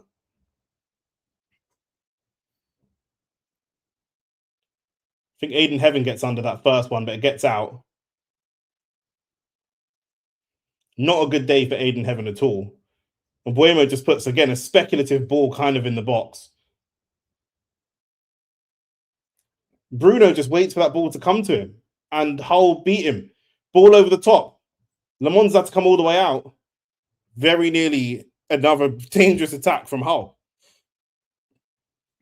And it's not the same strategy at all. Do you know what I mean? This is an end-to-end game. Arsenal and Coventry was not end-to-end at all. Coventry weren't playing for long balls and free kicks. They weren't playing for free kicks at all. They were playing diagonals into the channel and then crosses into their striker. That part is similar. But you lot, that's gone from Hull's game. Hull aren't even doing that anymore. That's how Hull played in the first half.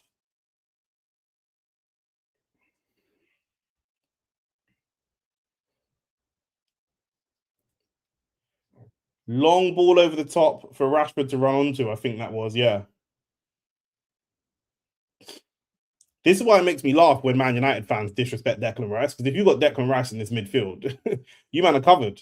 Like, Even if whether he covers you for athleticism or technical skill, it don't matter. I don't know when fans started to hate athleticism. Do you know what I mean? Like, it's a sport. Sports require skill and athleticism. They're part and part. You can't just have the skill and no athleticism. McBurney flicks it on.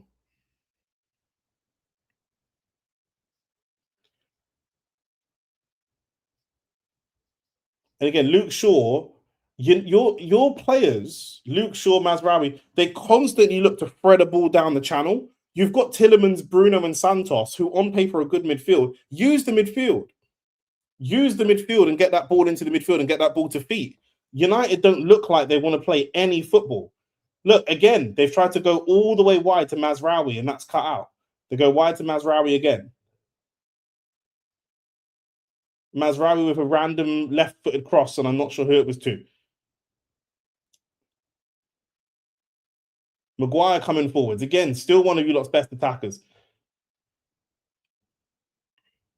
Rashford is going to look for a shot. He should have looked for a shot.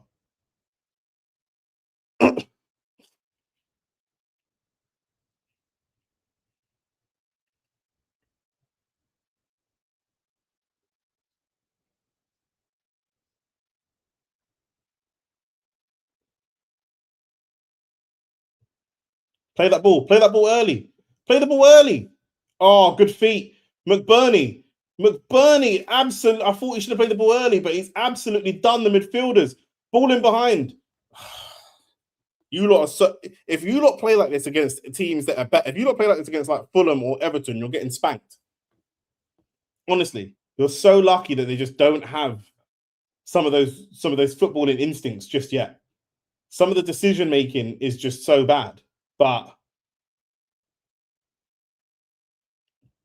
Fernandez with a speculative shot from nowhere. It's probably born out of frustration than anything else. Where's Hull City located in England? Kind of above the Midlands, sort of. I don't know how good your English geography is.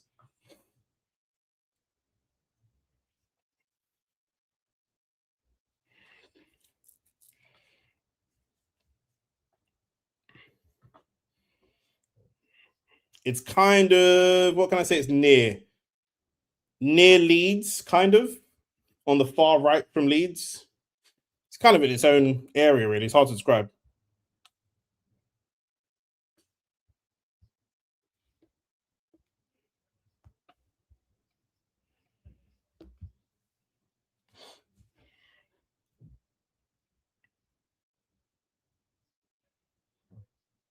Is there an argument that obviously United haven't played well, but is there a world where we look at Carrick and say Carrick has just got this wrong? Carrick has got this wrong today. Yuri Tillemans coming forward. He's going to look for a shot. It's a great ball through. It's a really tidy ball through from Tillemans. Keeper gathers, but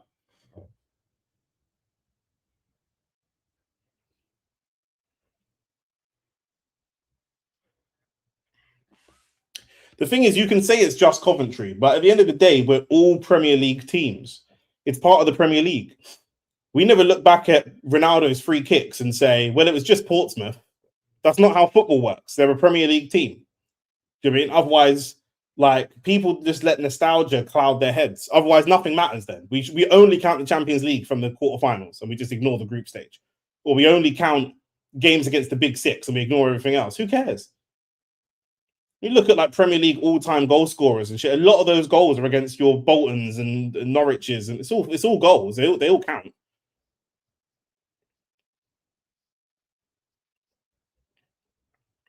Again, Hull could be in with an attack if they're sensible with how they go about this. Maguire cuts out another corner. Maguire's been one of your most important players. Brother, you can fucking see Mendy's limping. What are you playing it back to him for? He's literally limping. Play the ball to someone else. See, when people say it's only Coventry, it's bullshit. You lot lost to Grimsby last year. Do you know what I mean? We dropped points to Wolves, and the Wolves got relegated.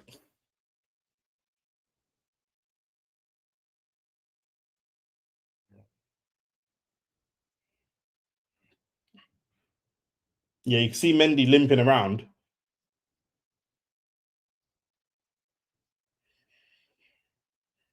Bro, Hull think they can go and get a third or fourth goal. Oh, it was nearly a good strike. Because they've got a player injured. They're not even kicking the ball out. They don't want to stop the game. You'd think Hull City would kick the ball out just to slow the game down. They didn't even want to slow the game down. Do you know what I mean? They want to keep attacking.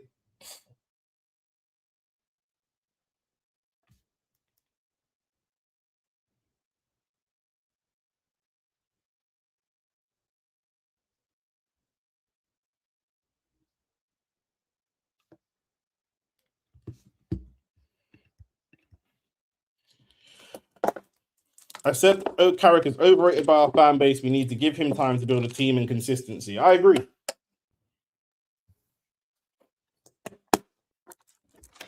The problem is, Ahmad, when you come to England and talk to United fans, you'll understand United still think that they are the Man United of the 90s. So where football works a certain way for everyone in the world. You've got to build your team slowly. You might compete again in the 2 years, and it's a project. And Liverpool did it, and Arsenal did it, and City did it, and whatever. And with United fans, they just believe we're Man United. Get us 2 players, we win the league. Because now United fans are going to say, Amad Diallo, I bet you money, bet you £50. United fans are going to say, if we got Luis Enrique, we'd win the league. That's just how they think all the time.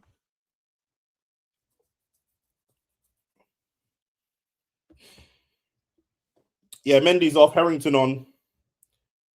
They just have this, yes, you lot are the biggest and most successful club in English history, but a lot of that is history. You are now, we are all now closer to each other than ever before. We just see Tottenham go and spend 300 million. Do you know what I mean?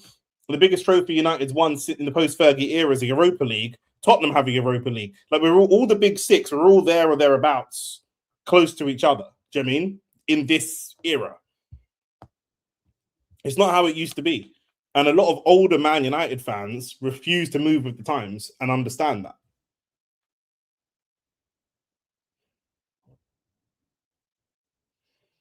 United now going long to Rashford, which just doesn't make a lot of sense.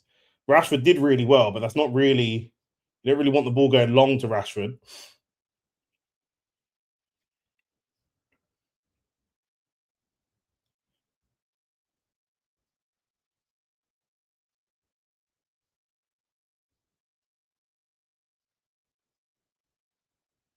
Bruno with a dive. Lucky not to get a yellow card there because he's dived for that foul. And again, it's Maguire. Maguire's been one of United's best players, honestly.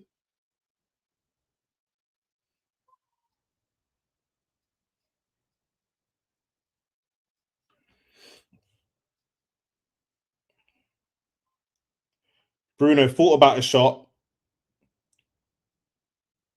Brother, Mazraoui and Mbeumo look like twins with them fucking bar leads on that right-hand side, bro.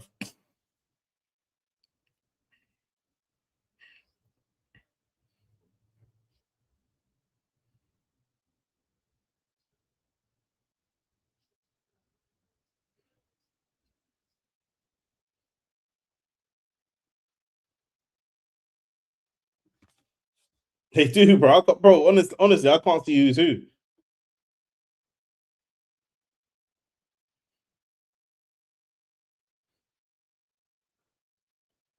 Maguire is doing the creativity now. He's sitting at the base of the 18-yard box, just sort of as the conductor and threading passes through.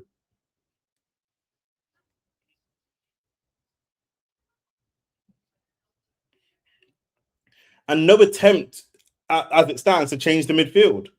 No attempt to change the midfield whatsoever. Could there not be something in the midfield that could change?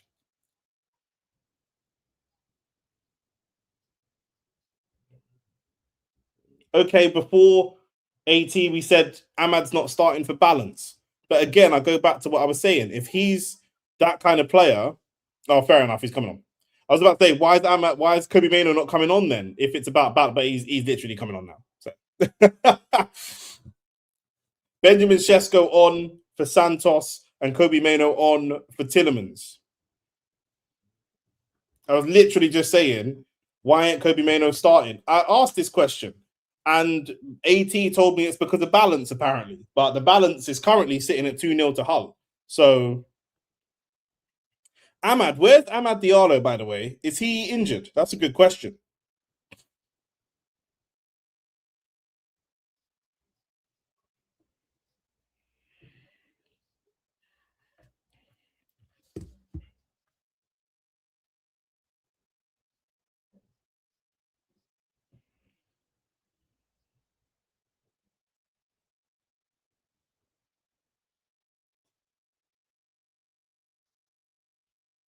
It's a great little touch from the left back.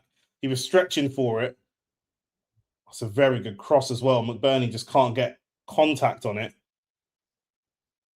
On balance, I feel like Hull should probably be about 3-0 up, you know. I'm not even going to lie. I think 2-0 is a bit flattering to United at this point.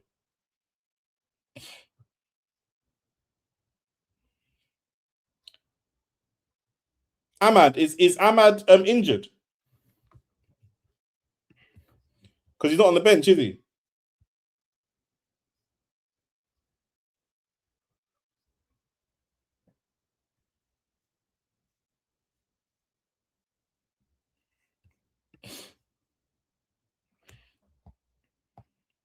No, he's out injured. Okay, cool.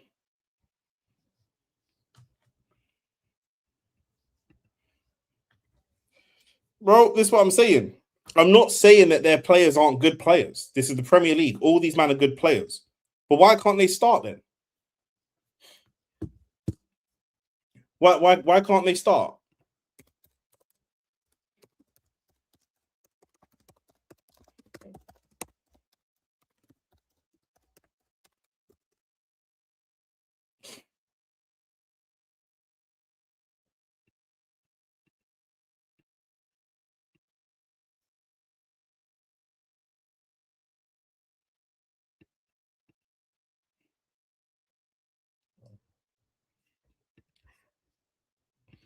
No, bro, Xerxes only has 6 appearances for his international team. And 2 of them were at Euros. He's never been to a World Cup. He wasn't part of the squad in 2022 and he wasn't part of the squad in 2026. So that's what I'm saying. There's all these men that rate these players, but when professional football managers look at them, they just don't rate them.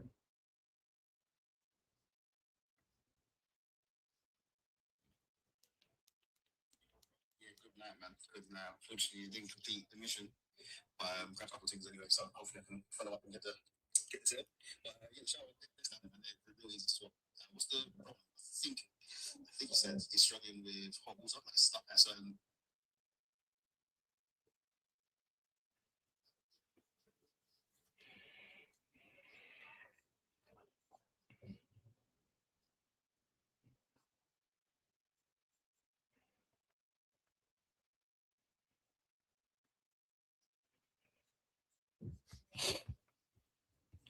Rants getting in on Bruno. No, they didn't even take him, bro. Man don't even get into his national team, bro. He didn't go. Do you know what I'm saying?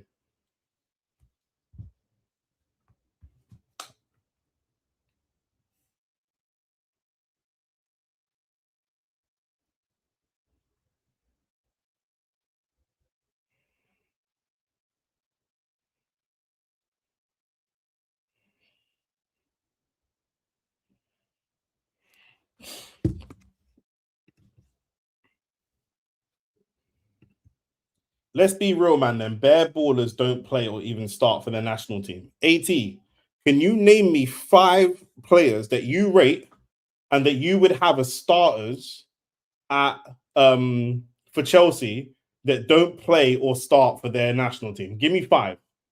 Give me 5 examples. Give me 5 examples. Cherky went to the World Cup. Cherky went to the World Cup.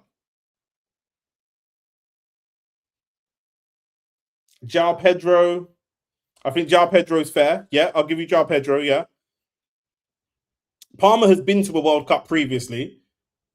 I know, but Xerxes wasn't in the squad. He didn't even go. He didn't even go to the World Cup. They didn't pick him to be part of the team. I don't know if João Pedro went to the World Cup or not, but they didn't even pick him. I'm talking about man that don't get picked. Wharton happens to be in a country where there's actually a decent amount of DM, like central midfielders. So I get it. Do you know what I mean? Neymar went. Oscar Bob went to the World Cup, no? Didn't Oscar Bob go to the World Cup with Norway?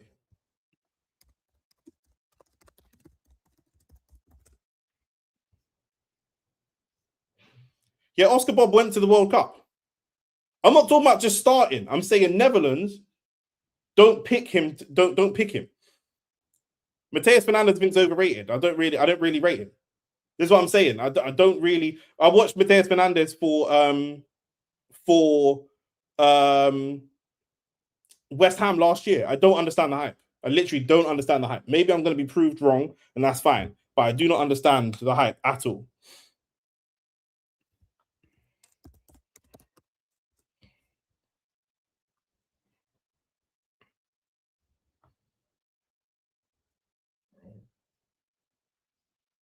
Oh, it's nearly free. It was nearly free. Yeah, because Götze plays for the under 21s. Götze plays for the under 21s. Gibbs White. I wouldn't. For me as Arsenal, I wouldn't take Gibbs White at Arsenal. This is what I'm trying to say. I wouldn't take. Remember, United fans, like Rance, were saying that they are going to be in the title race because they've got players like Xerxes, but he can't even get picked for his country. Götze is a baller, but he plays in the under 21s. So I'm saying, what top players? I couldn't sit here and say to you, we're going to win the league because we've got Declan Rice, or we're going to win the league. We're going to win the league because we've got Zolis. We just signed Zolis, and he didn't get picked for Greece. He didn't get picked for Greece. How would that make any sense? How would that make any sense? Yeah, bro, you're not naming top ballers, bro. Do any of these man make Chelsea more likely to win the league? You think if you sign Gibbs White, or if you sign or Arsenal or United or any of these man, bro, apart from Mika Götze, I'd give you, but he plays for the under 21s. Man said Cherky, Palmer, and Wharton. Okay. If that's how you feel, then fine.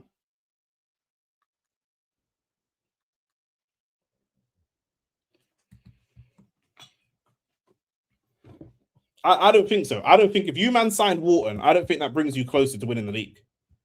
But if that's what you believe, then fine.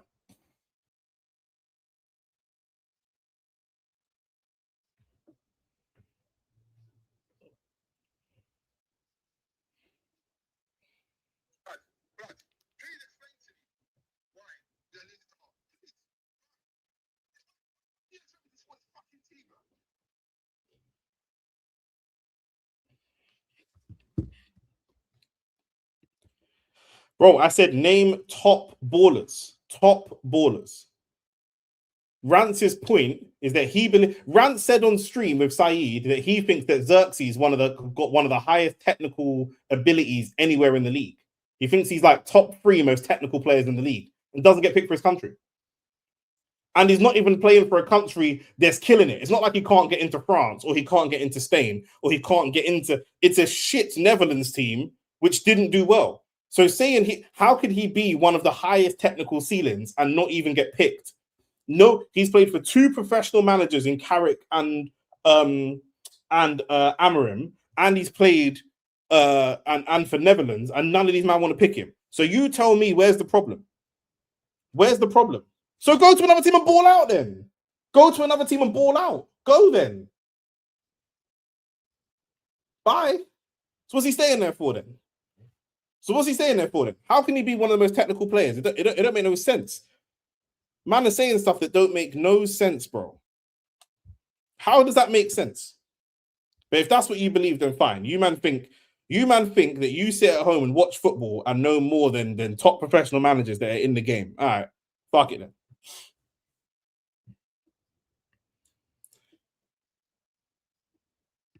Xerxes a timid good youth that won't kick up a fuss. Bro, that's bullshit, bro. What do you mean he's a timid, good youth, bro? He's got an agent, he's got a family, he wants to make money, he's got his own motivation. It's not about being a good youth. It's not about whether you're a good youth or a bad man. Do you know what I'm saying? There's bare bad man that don't talk shit at a football club. Do you know what I'm saying? It's not even about that. That's got nothing to do with what we're discussing, bro. What do you mean? And he has kicked up a fuss about leaving before. So it just didn't even make sense. Xerxes is a really good specialist footballer. Is that your answer? Is that why you think he don't get picked? Because he just fits a certain system or something?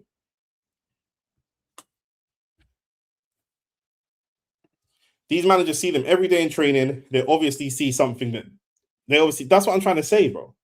That's what I'm trying to say. Hull City have had more shots on target than Manchester United in this game.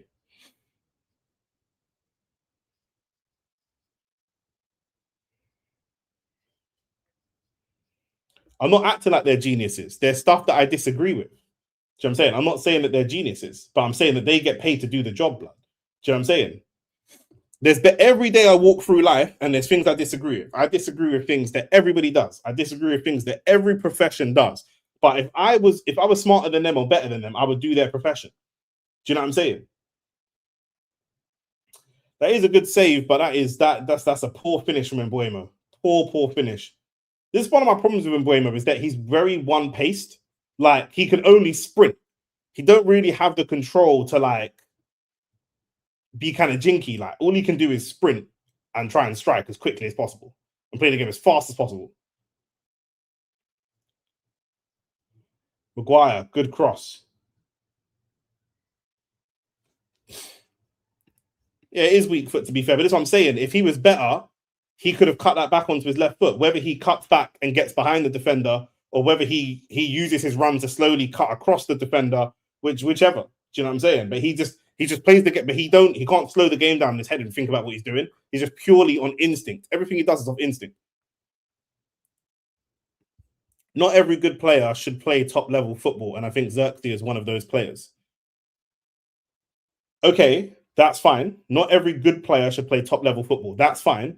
But would you have Xerxes as one of the best technicians in the league? Because if you're one of the best technicians in the league, you are one of the world's best technicians.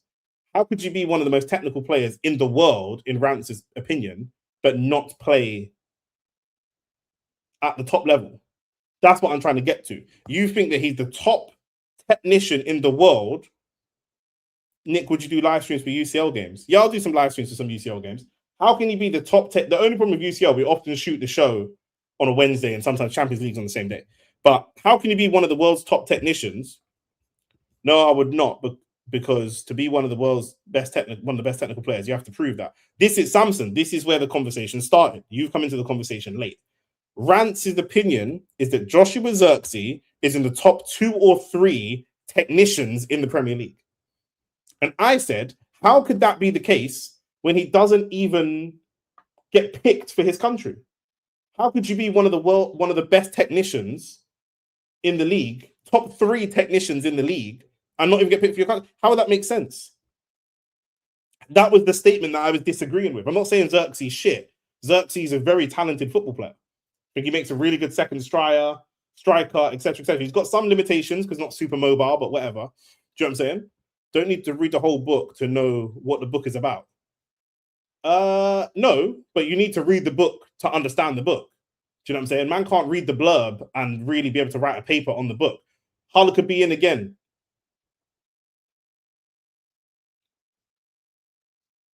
Yeah, that's poor decision making from Hull once again. That's where Hull are going to be let down. Just the technical ability and the decision making is just poor, really poor, consistently poor.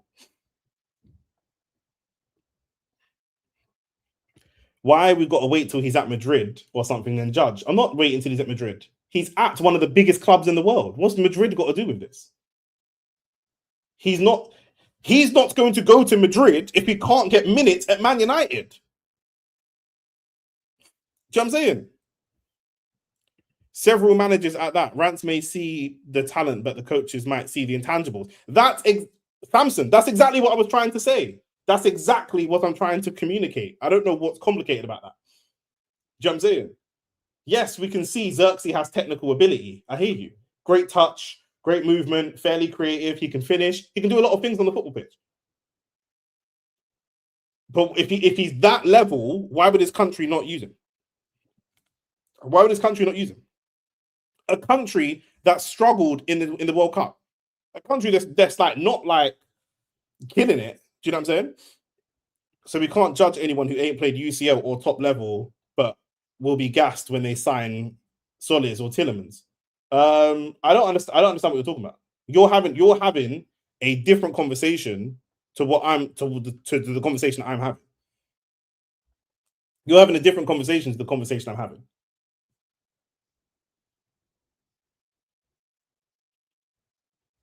Who do you think is England's most technical player? Just pure technical ability. Who do you think is England's most technical player? What do you mean they haven't proved it at the top level? Tielemans has won FA Cups, and he's played in the Premier League. Do you know what I'm saying? Kane or Wharton. Okay, so imagine England don't take Kane to the World Cup. You would say, how can England not take their most technical player?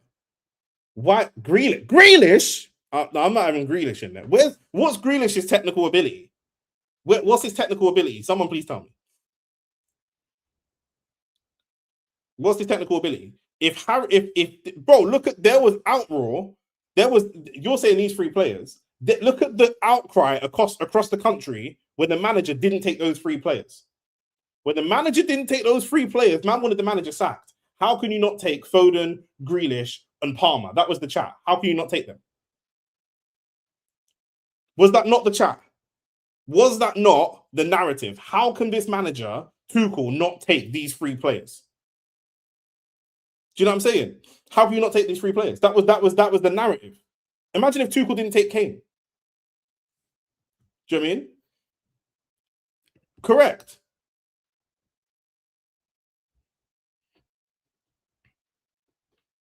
Maguire playing left wing now. Maguire always pushes up and attacks when late on in games.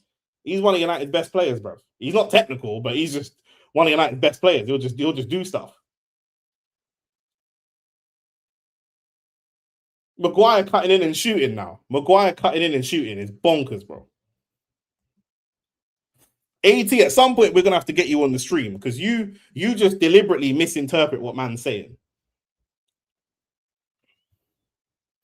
Nah, Kane will be done by 2030. Kane will be done by 2030.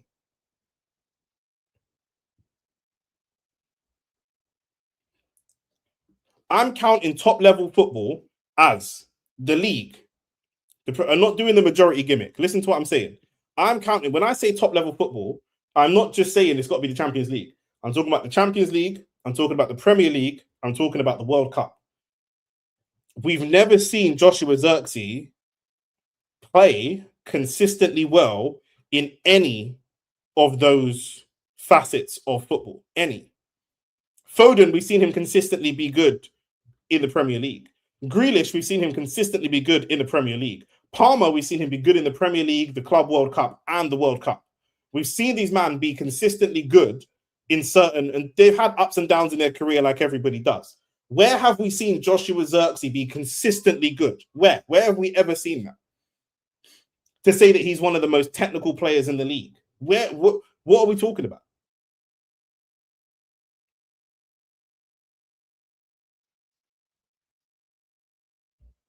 Okay, we've never seen him given a consistent run. I absolutely agree with that. Then we just can't make the statement. I'm not saying he's dead. We just can't make we don't have enough information. I can't say Boots Ennis is top 3 pound for pound. Shane thinks he could be top 3 pound for pound for talent, but we haven't actually seen you do the talent yet. We haven't seen you do it. So, do you know what I'm saying?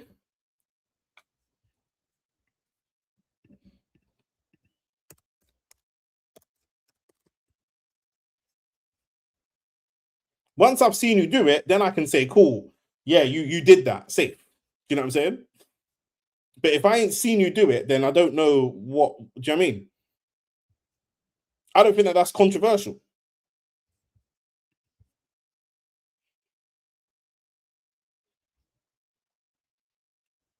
Maguire wants another shot. Mate, Maguire's playing like a creative role right now.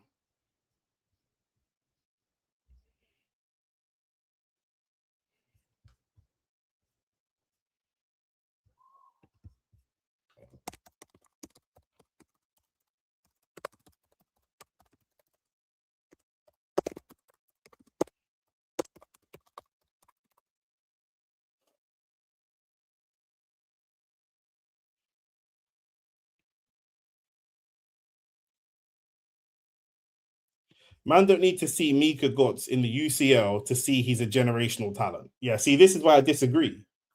I think that it's too early to say that he's a generational talent. That's what I'd say it's too early to say that. Do you know how many man we've called generational talents that haven't gone on to achieve what we expected them to achieve?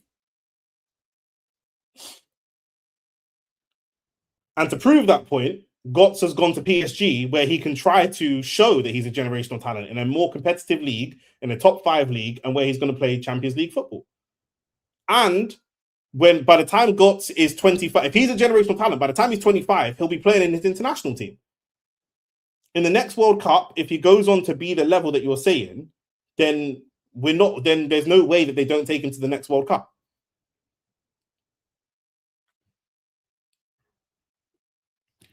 Okay, and when he is that, will his country take him to the World Cup? Yes or no?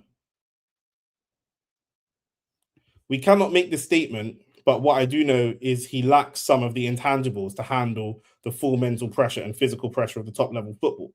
Then to me, he can't be a top level footballer then, because that's part of the game. That's like saying this guy's a top level Amir Khan's a top level boxer, but he can't take a punch. Then you're not a top level boxer, then are you? Because that's part of boxing. That's part of it. Man can't just pick the parts of the game that they like. If there's somebody that's unbelievably good at passing and taking a first touch on a half turn, but there's loads of other stuff that you can't do, then you're not a complete player. Nah, you're capping, bro. You're capping. It don't make sense. What man is saying don't make sense. There's no way you sit here in 2030, Götze hasn't been picked for the World Cup team. He's not playing for his national side, but man is sitting here saying he's the most technical player in Serie A or in Ligue 1. You would ask that question. Where have we seen what's Xerxes' best season? When was his best season? What have we seen this guy do? Genuine question. Genuine question. What you're saying don't make sense. But it's fine. We can agree to disagree. You think he's top 3 technical players in the league. I disagree with that.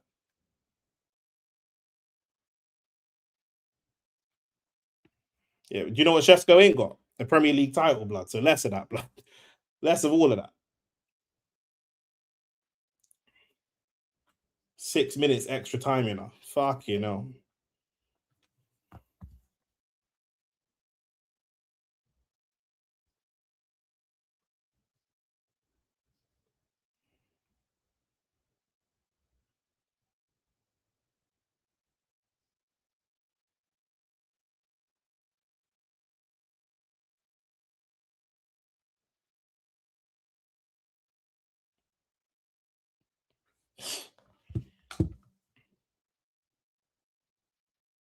If I'm looking at Morgan Gibbs-White, who I think is I said top 3 technical strikers.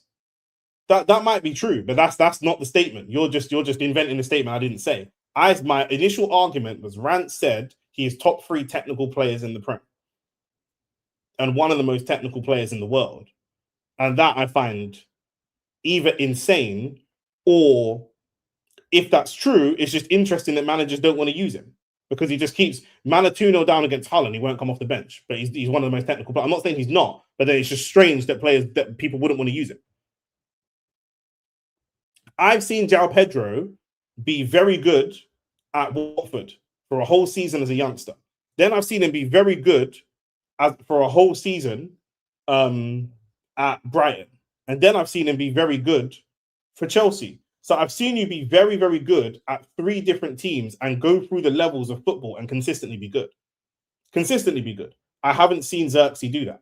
What have I seen? If you want to talk about Foden, if you want to talk about Cherky, I can tell you the things that I've seen from those players that make me think that they're that level. I can tell you the things that those players have done or achieved in their career at whatever level you want to talk about that makes me say I rate those players. What has Xerxes done to be put on that pedestal? I literally don't understand. I don't understand. Fam, yeah, I don't know where that comes from. Still, that's that. Rand said that he's top 3 most technical players in the league, and I'm saying why would his country don't even pick him? No, His country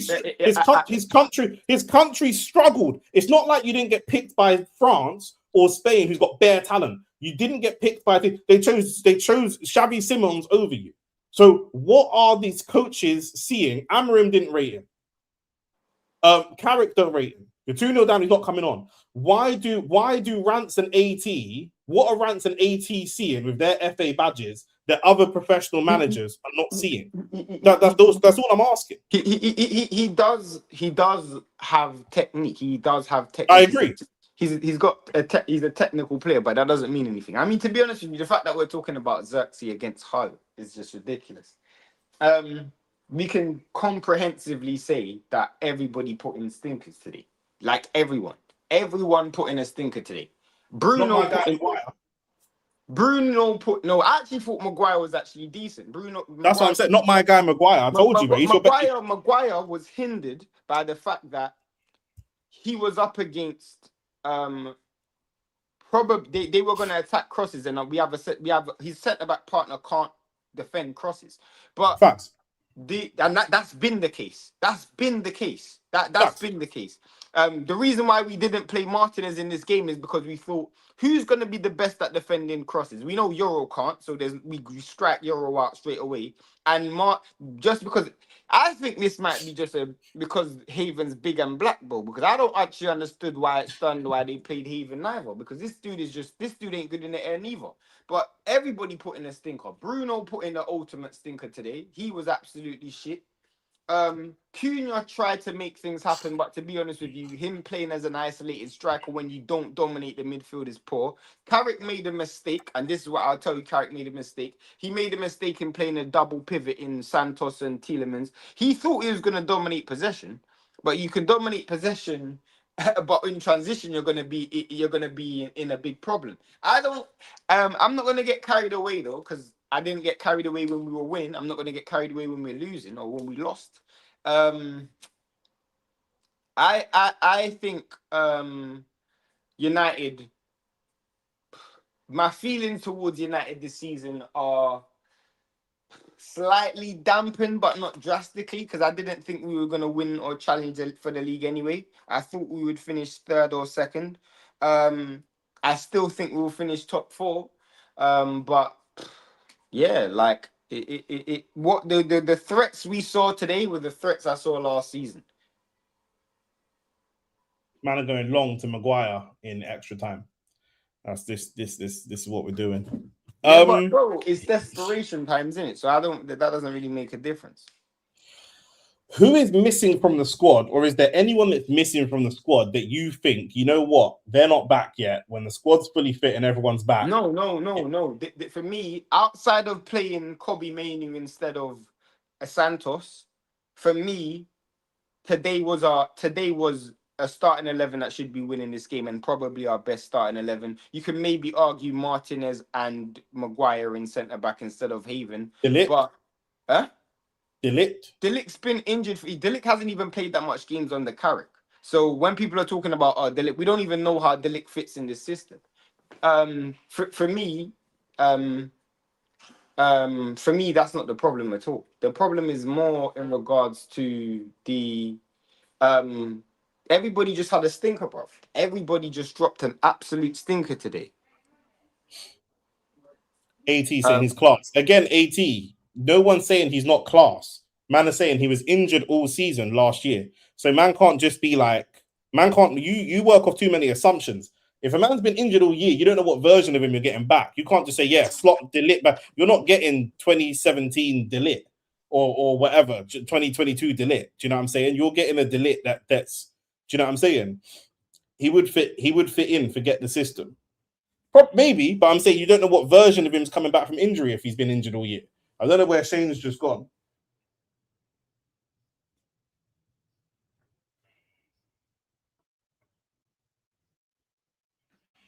It don't look like Lex is coming back for full time. It don't look like Lex is coming back for full time.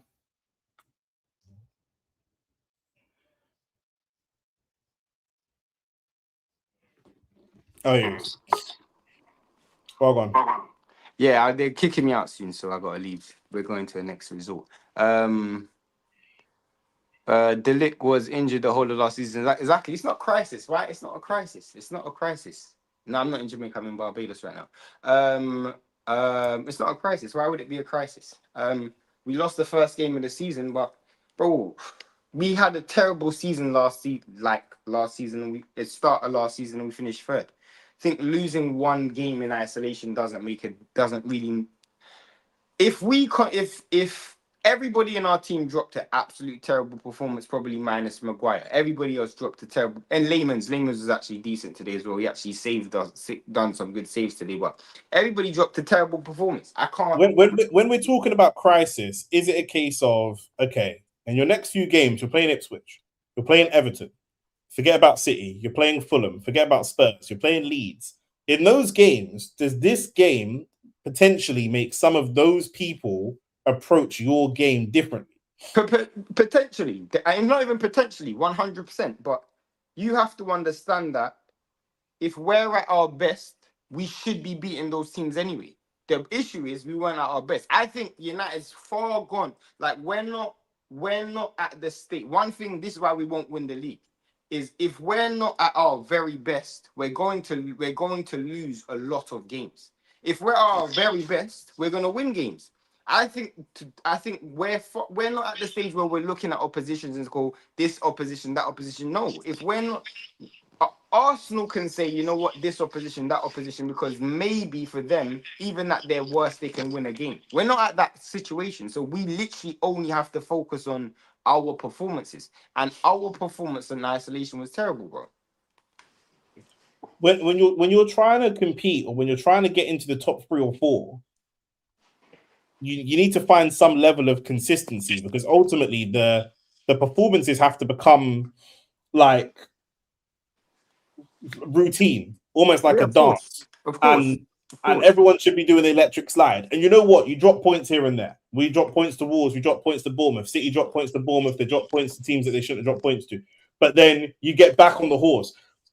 The problem is you guys are now starting it with one of those losses that you shouldn't really be taking. And that's going to slow down your process of actually getting into the stride. Do you know what I mean? You want to be starting with 5 wins and then... It depends. It depends, because if I've seen games last season, and Lex can agree, where we were playing under Amarim, and I can actually say we played good and we lost the game. Like if you remember last season when we played against you, we lost the first game of the season against Arsenal. We played well in that game and we lost. That was literally the whole of Amarim's career, the whole of Amarim's reign. He had a system where we would create a lot of chances and we would dominate a lot of the game and still lose and still drop points. This isn't one of those games. This is United at the floor. If we stay at the floor, then cool. But we don't play like this. Is the worst you will see United play. So I expect us to lose. I'm asking you, what is going to get United off the floor? And your response seems to just be that you'll just be better on other days. No, exactly. If you look at everything that we tried to do, we had a few half chances, and Boymo had a good chance. Other games and other days, you could see we were so sloppy in possession. Tielemans, Bruno was overhitting crosses. Tielemans was flicking the ball short. You had Santos miscontrolling the ball. You had people not reading their runners. You had the goal that we conceded, and Buemo's waiting for the ball to come to him. There's just no urgency. These are just things that happen in a football game where it's just. I don't think this is like a system thing. I don't think this is a lack of ability thing. This is literally a choir of mistakes, and everybody's off beat right now. Everybody wasn't singing the same song today. Lex, you're going to bring that coaching perspective. If you have a situation where the whole team is just not at it and there's a lot of mistakes, like Shane says, does that worry you, or are you just like Shane's just saying it's a bad day at the office, other days will be better, simple as that? I think it's a little bit of what Shane said, or a good amount of what Shane said. They look very disjointed today. They look, and it is an excuse. So there's no way putting it other way. But they look like a group of players who either needed a rest or didn't have a pre-season or didn't play well, who haven't played much together. But I still think there's big holes in the system, and it's. And Shane's right what he said as well about Amrin, because actually Amrin's football was way better than Carrick's football. And we won a lot of Amarim's games last football season. was better than Carrick's football.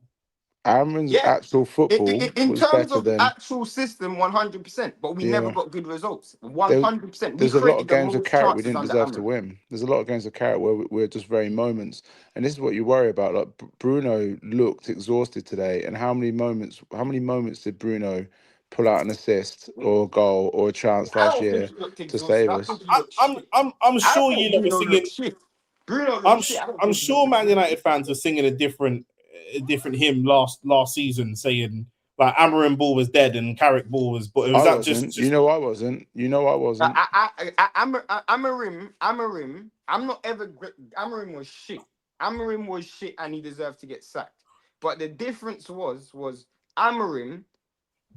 For me, he controlled a lot of games, but never got results. For me, this is a results-based business. Carrick brought in a much more, in my opinion, he focused more on efficiency. He didn't care so much about style. There was games where we played and we were very pragmatic. There were games where we played, we were very aggressive. There wasn't every week a consistent way of play, but it was efficient. And I don't care about how we play. I care about winning. Today, he relied on that same level of efficiency. I ain't trying to hear nothing about fatigue because Bruno Fernandes looked crap, and so did so many other players. I don't think it's Nah, down to fatigue. I I, think it's just down to everybody just not playing a good game. Well, Fatigue is a terrible Shane, excuse. evidence shows World Cup years players always have a down 10 in the first 6 games, and I think he looked like it. He looked like it in But pre-season as well, and there's a some lot of players talk of didn't how he he play in missed the looked he in missed World he Cup. missed pre-season. 2 penalties in the preseason. Yeah, he Very looked like it in Bruno like. pre-season as well. So, So so, so, even so, if you so, don't want to hear it, Shane, it doesn't mean that it's not something that happens factually, mate. It's something that happens factually in the first 6 games. That's why after Kobe Mainoo had the good time at the Euros, the next season he was absolutely atrocious. so what does that mean for players like Saka? What does that mean for players like Odegaard? What does that Erdegaard. mean? What does that mean for players like Rice? These guys will run into the You've answered ground your for own their question, national. Shane. You answered your own question with what you said before about what Nick was saying when I came on. When you're in a system and when it's known how you are, when you're saying about the two-step electric slide and all that stuff, when things are set and there's a system and there's a way, it's why Messi had so much success for so long. Not about being fatigued or anything, but those players knew exactly where they were going to be at exactly the right time. And they were able to For do it. And anyone you look at the depth of the squad as well. The squad depth is atrocious at the team at the for moment. anyone that's done long distance running or played football, you know that the running isn't the part that hurts. The part that Yeah, hurts is when you stop. That's the yeah. part that hurts. And if you, do you know what I'm saying? And having that break in flow is the pain. The one thing I will say, you lot have belabor. Do you know what I'm saying? I'm trying not to bring my Arsenal bias because I'm still hurt about you, man, saying that all these players are better than Saka and saying that Kobe Not me, Maino's Nick. Kobe Mano is better than Rice. I'm still a bit hurt, so I'm tempted to just be spiteful. But you guys have belabor coming in. That will make hopefully a big difference. But why were we seeing Andre Santos starting over Kobe Mano? Why were we Yeah, seeing that in the first place? I don't know. mobility. That was I a think it's mistake from mobility. Carrick. That was a mistake from Carrick. 100%. I don't think it Can't was. doubt that was a mistake from Carrick. I don't think it was because mobility. If you look at, there's a time. Some of the times Tillman's turns like an old tanker, and Mainoo's not that industrious. I don't think it was a mistake because I actually, again, it's a What's weird thing. It's the thing with What's Mano's best position, Lex? Because we were having an argument earlier. To me, he's an 8, but he doesn't There's seem an to have 8. the legs to be an 8. But then a lot of people see him as a 10, but he's not creative enough to be a 10. And nowadays, with Bruno Erdegaard, 10s move about a lot in these types of systems. If he's not mobile, where does he play in the? And I think this is why he might not ever be a starting Man United centre mid. The reason why, let me counteract Lex quickly, why I think that was a mistake is because I think, and this is the only reason why you play Heaven. This is the only reason why you play Tielemans. If we cared so much about legs and being good off the ball, you would have seen Ahmad play because Ahmad tracks back. Ahmad's injured. Or he's ill. One of the two. Is Ahmad not on the bench? He's not in the squad. He's not in the squad. He's No. not in the fair squad. enough. He was injured and ill. One of the two. Sorry. For me, my original point was anyway, you don't play Hull and worry about off the ball. You play Hull and worry about what you do on the ball. I don't care what you do off the ball. We're better than you. So we're going to have 70% possession, and when we have the ball, we're going to kill you. It doesn't make a difference. For me, I'm not against Santos. I don't think he was terrible. But for me, when you're looking at a Man United system, when you look at Bruno was there from last season, Kobe was there from last season, we've lost Casemiro, we've brought in Tielemans. I don't know why we're making wholesale changes in a double pivot. For me, you go Bruno and Kobe because you were there last season, and then you bring in one player because you all know the system. Having so many moving parts. I don't even think Maguire and Haven had that much games last season as a centre-back pairing. So you have pretty much a new centre-back pairing, a double pivot, and then you have Cunha playing up front, which he never really done that much last season. It was more in Mbeumo and Sesko playing up front. So again, too many moving parts. That's naive. That's naive, Shane. Shane, that's naive because the biggest issue last year was Casemiro was able to mask his mobility, but we still struggle with people in transition and the counter attack. So I think it's naive because let me finish, man. Let me finish, man. I ain't got the energy to argue with Shane. You know, let me finish. So if a team like Hull is going to accept 70% or 30% possession to then go and try and get you on the counter attack, so you don't want to go in there, and if that should be their only avenue to a goal, we should be better at set pieces. So I don't think that was necessarily. I don't necessarily think that was a mistake. I think he made the right change by taking him off because we're overloading. Obviously, I'm not sure about Maguire and Heaven because they got sometimes. I actually thought Maguire and Rashford were our best players today, which is a little bit sad. Well, I've said this. You know my thoughts on Maguire already. I think he's fantastic. Is there a question mark over whether or not? And Shane, just go when you need to go. Is there a question mark over Carrick still not knowing his best 11? I think Carrick knows his best 11. I don't think that's the problem. I think. Then why did he bring in the two? But you're saying that what he played today is his best starting 11. I think Carrick will play different players based on the opposition that we're playing against. Yeah, I get that, but you will still wait, let me land. And for me, if you're a better team, I don't care. You have to care to a certain degree of what your opposition is doing. But when you have full faith in what you're doing as a team and as a system, you can play whoever you want. My team at my best will beat you. And I don't think that was the way. I don't think that's what Carrick has done since he's been here. I don't think to say Carrick doesn't know his best 11. I mean, you can say that because in centre back he's played Haven, where we could have played Martinez. You could say we could have played. He played a double pivot of two people that have never played for Manchester United before. So he couldn't know that that's his best 11. Tielemans is our best centre midfielder. Maguire is our best centre back. Now their partner, you can make the debate, but everywhere else on the pitch, hands down, is those players are our best players. Hands down. So I've got a question for you. How long are you giving Carrick then? For me, this is one game, so I don't even think this is one game. So I have no worries about United over Carrick. I'm not even giving Carrick. Carrick doesn't even have a timer for me because I'm not going to judge him until so long as he finishes top 4. I'm not, to be fair, by Christmas, we will evaluate where we are. Obviously, if we just implode and start to sink, you have to start having those conversations. But I'm not having those conversations after one game. This guy got us top 4. We had a bad game. But we lost this game not because of Carrick. We lost this game because everybody played crap. There is not one player in an attacking position that played even half decent. So whose responsibility is it to zone or mark on both of those crosses? Because it's the manager's. Okay, that's fine. That's perfectly fine. That still doesn't answer the fact that we didn't play good as a whole team, as a group of individuals. Like individually, we did not play well. If we played next week like that, bro, last season we played well against Arsenal and lost 1-0.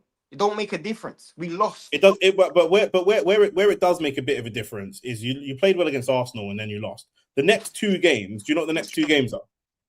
I don't remember. Ipswich at home. You go away to Fulham. You go away to Fulham. After that, on the 24th of August, you draw 1-1. Another game that you should probably win. And then the third game of the season is the Grimsby game. So losing a game like this can just set you on a negative trajectory. It won't happen. It won't happen. It won't happen. Okay, because your next game's Ipswich at Old Trafford, so you should definitely win that. And then the game after that is away to Everton. And we're going to comprehensively beat both teams. And the reason why we'll comprehensively beat both teams is because we'll never have a game wherein Mbeumo, Cunha, Bruno, and Dorgu play so shit. I do worry about our defense, but we will outscore most teams this season that we play against. I have no worry about that at all. We played. The problem I have with that assessment is you're drawing that from last year, but the style of football that you played last year is going to be entirely different to the style of football that you play this year. It won't be. It won't be because it's the same. It will be. I understand it's the same players, but it's no longer the same team. So last year, there's only one player that's gone. Excuse me. Last year, Human's best attack came from when you were playing counter-attacking football. You played counter-attacking football against Arsenal, counter-attacking football against City because we are attacking you. This team hasn't shown that front four, just that front four. That front four hasn't shown that they can break down low blocks. And in this season, when you guys are seen as more of a threat, you will come across those low blocks a little bit more. Yeah, that's perfectly fine. And I don't, again, as I said, you never see a game where our front four plays so shit. You never see that. You will never see a game where our front four plays so shit. I'm gone, you man, still. But all right, safe. Try you in a bit. Go on, Shane. Shane is in. And someone said, Shane, make your bed. Shane's in a hotel, so that's not actually his bed. On mute, mate. Am I? Oh, I can't hear you. Maybe it's me. I think it's you. Mandem, can you hear me? Let's put a thumbs up in the chat, or let me know if you can hear me in the chat. Lex, I can hear you. I can't hear you, bro. Let me log out and see if it's me. Mandem, can you hear me in the chat or no? Anyone just put a comment and let me know if you can hear me. Yeah, the Mandem can hear me. Yeah, people can hear me. Lex, leave and come back. Let me message in the chat. Let me message him.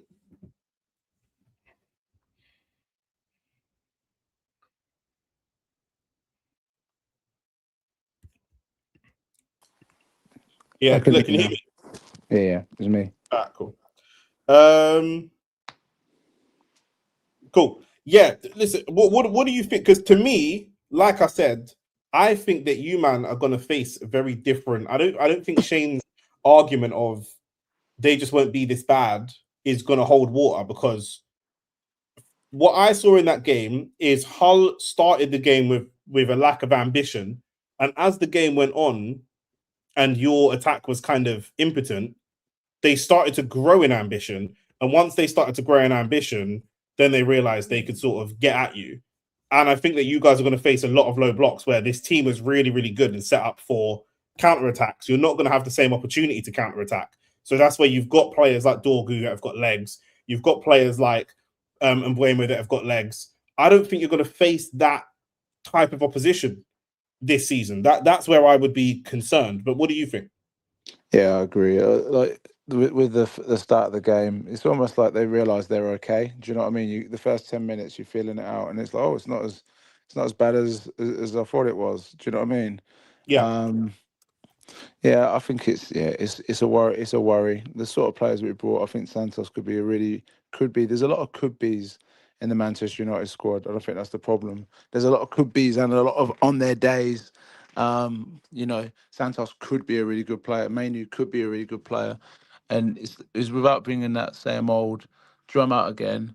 And it's weird, Nick. I think I said this to you before. People United fans just pretend or pick it up when they want to start banging the drum. This is the problem with the ownership and the Glazers and the money that they're ciphering from the club that the fans seem to accept and think signing Tielemans on a 35 million 30-year-old with 12 years in his legs as a marquee signing, and it's not. I'm not saying we should have spent 116 million on I don't think that you can blame the Glazers for that. I think, or whoever, I think that this is about your fan base. I'll be honest with you, because the signings you've made on paper are perfectly fine, and what United fans were saying to me, and then what I've seen are two different things. I said, you man signed. The banter was from me as a rival. You man are signing a bench player for 50 mil from a team that finished 10th, and man said, yeah, but don't worry about that because he's obviously not going to start. Duh. Nick, you idiot. He's obviously not going to start. Mano's going to start, and he's going to come off the bench. Andre Santos ain't going to start. Come to the first game. Yeah, but that's just silly talk. That's just people being silly, Nick. Like, you know how I am. I'm loud about this whole. I think I understand that from that perspective, but I think it is on the ownership, because Santos, we should be starting Santos, but he shouldn't be starting. And you've got clearly Baleba, so Baleba will probably be starting. To be fair, he's just not ready for this game. I hope so, but like again, a friend of mine, and I'll give you a nuke that you'll enjoy. We got so tense in one of my Man United group chats today. Someone's left the chat after 35 minutes, like, and that's he left the chat. I had to check on him. He checked on it, said he doesn't want to be disturbed while he watches the game. Yeah, I think there's just clear holes. Like I said, the fullbacks are clear holes. The best centre back pairing is injury prone.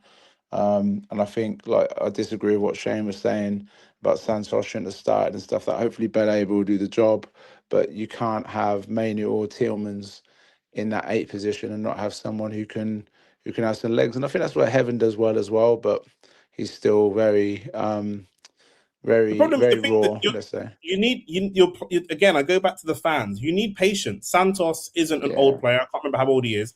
Dorgu's 21. quite young. Heaven's quite young. Belabor's coming in. He's 22. So Euros 20. Euros 20. I'm surprised Euros Lenny didn't play Euros today, 20. actually. Lenny Euros 20. You've got a young team, and I think that the team's going to be in transition. I think that you've got players that could make you a top team in a year, maybe 2 years. But expecting you guys to be a top team, especially with Shaw and Mazwari starting as your fullbacks, expecting you guys to finish second or third. I think that a lot of the chat of, well, everyone else is shit. That's the narrative. And this has all come from, obviously I'm going to make it about myself, but this has all come from Arsenal winning the league. And everyone's gone, Arsenal won the league and they weren't great. Therefore, everyone else is shit. Chelsea looks shit. Liverpool looks shit. Everybody looks shit. And therefore, we as Man United, because we finished last season really strongly, we by default are going to be second. I don't think that's how it works. And I even said, if you guys take City lightly, that you're going to come unstuck, because I think City are a lot better than people realize and give them credit for. I think Liverpool's similar. Obviously, Tottenham's going to be a big factor. I said what I enjoy about this season potentially is that the big 6 are going to be the top 6. It just, what order is that going to be? It's going to be competitive. And I think that your fans not giving these players time to bed in is a problem. And I think it's a problem that you've signed 2 new players and they both come straight into the starting 11. If we look at Arsenal, obviously we're in a different place as a team. But if I look at our starting 11, it's just our starting 11 from last year with Solis instead of Trossard, but not huge wholesale changes. Obviously, we didn't need as many changes, but do you know what I mean?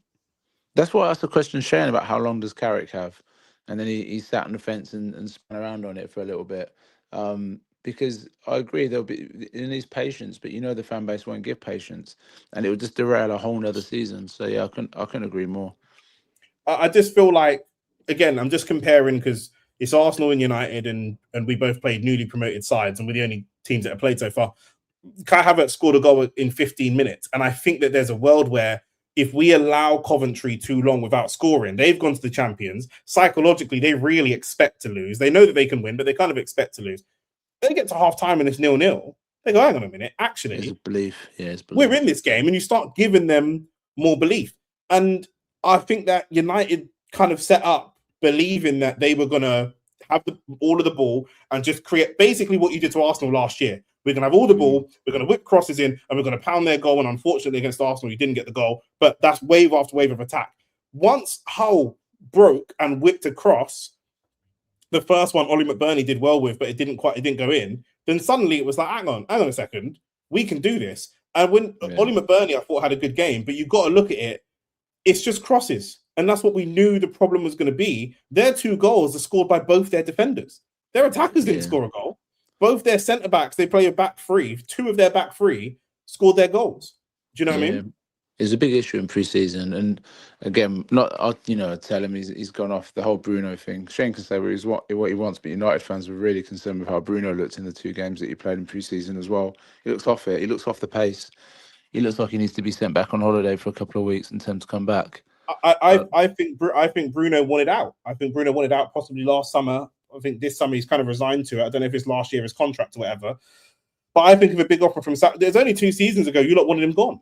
You lot wanted him gone from Saudi. And he come up and he's won player of the season. And I think, again, your fans are thinking, he won player of the season last year, broke the assist record, and we weren't great for large parts of that. He's going to be... Now we've got better players around him and a better manager. I don't know if Carrick's better manager than Amorim, but, that remains to be seen. And I think now that Bruno needs selling, but I think that your fans feel like, well, he's just going to continue. It's not a new season. He's just going to continue. He's going to be player of the season again. He's going to get goals and assists, and that's what's going to happen. And it just doesn't work that way. Yeah, I took it on good authority from someone who would be in the know that it's his last year. Someone who's in the round there that it's his last year. He agreed to do this year as well. And we've got an extension, but we can trigger it for a second season. There's I'll tell you how that is offline. Several people saying that Bruno needs to be sold. Bro, he was your best player last year. And already they're turning on him after 1 game. Yeah, well, there's a lot of silly people out there. There's a lot of silly people out there. You sell him, and that's another. I mean, I don't know who replaces that. Predictions going forwards, we'll wrap this up. But like I say, you guys, you've got Ipswich next. I predict you beat Ipswich. But I think that game against Everton could be a really, really difficult game. The next couple, and it sounds like it's a funny thing to say, because I think City are in a similar situation. We'll see how they get on, obviously. Well, a lot of teams are in a similar situation, excluding yourselves, really. But the other probably 5, at least maybe take Spurs out because there's a little less pressure on them. But the other 4, the top 6, I think they've got to get to that international break and pick up those 4 games. You've got to pick up 9. You've got to pick up 9 or 10. I think you'll be fine, but I think the rest of us are trying to get there. We get our signings through the door, and then that gives you a little bit of time to, get a bit of training, get a bit of rest, get a bit of reset. Like, I'm glad Believers got a knock because he's out for a couple of weeks, because actually it gives him a couple of weeks in the club. He gets to know everyone, and then there's the international break where he probably won't go away, and then they can get him in. So I think the Ipswich win has to be convincing. I think it's got to be by 2 goals plus. And then they've got to go get something at Everton. And I can't remember who the 4th game is. Hang on. City. It's City. Yeah. Well, you're straight into a Manchester derby. So they've got to get the win. I see what you're saying now. You've got to get the win at Everton as well. That's why I think that Everton game's so big, because this is what happened last year. You played well against Arsenal. You just about lost 1-0. Then you drew 1-1 with Fulham. I don't know, your confidence may be a little bit shot. And then you go and lose against Grimsby. And then after that, it's just down. And people are looking at you like, bro, this Man United team is food. Do you know what I'm saying? Yeah. Whereas, I just think you're going to come up against different opposition this year. I think people are going to carry on like they did last year. And if you show yourself to be vulnerable, then you've got... So the next few games, you've got Ipswich, Everton, City. Then you've got Fulham away, a very winnable game. And then you've got Spurs. Do you know what I mean? So it's big 6. Do you know what I mean? Then you got... After Spurs, you've got Leeds, Bournemouth. Bournemouth will be tough. And then you've got Chelsea. There's no nice runs. I looked at the fixtures a few times. There's no nice runs for United. Tough runs. There's no way you think, there's no nice runs. There's no 3-4 games in a row where you fancy it. It's kind of like should win, could win, should win, could win. All tough. There's no 3 or 4 expected. But Shane's in the chat saying that. Yeah, cool. I'll catch you in a bit, bro. No, go on. What did the chat say? Go on. Oh, no, I was just going to say, Shane's in the chat saying that won't happen. I promise you we'll never be that poor. I mean, but you can't have it both ways. Amorim played better football than Carrick, in Shane's opinion, but also will never be that bad. Do you see what I mean? You're arguing both sides. WPW said he wanted Bruno gone ever since the 7-0. Bruno plays for himself, not the club. Kenny said, I've never supported Bruno, player of the season or not. The guy is a net negative of a player, in my opinion. Best season he had. It's amazing how people know so little about football, mate. It's crazy. It's Ferrari's job to disappoint me for the next hour, bro. So I better go. All right, cool. I'll catch you in a bit. All right, catch you in a bit. Peace. Carrick is more efficient. I said, but you said Amorim plays better football. You did say that. You said Amorim played better football. You did say that. I had a better system or something. Best season he had was first COVID, no crowds. Last season didn't prove nothing, getting a record and winning nothing. I mean, I agree with you, but you know what I mean, Rice should have been or Gabriel should have been player of the season, but it is what it is. Man, a lot of new faces here. Do you know what I'm saying? Kenny, WPW, all the rest of you, like the video, subscribe to the channel. We're covering lots of Arsenal games this season, lots of Man United games this season. If you man are into boxing, we're covering boxing as well. Please do like the video, subscribe to the channel. Trying to get to 5K. Do you know what I'm saying? And that's when the man are serious YouTubers. Do you know what I mean? Shane, we're gonna have to do a live with Rants to talk about everything that's happening right now.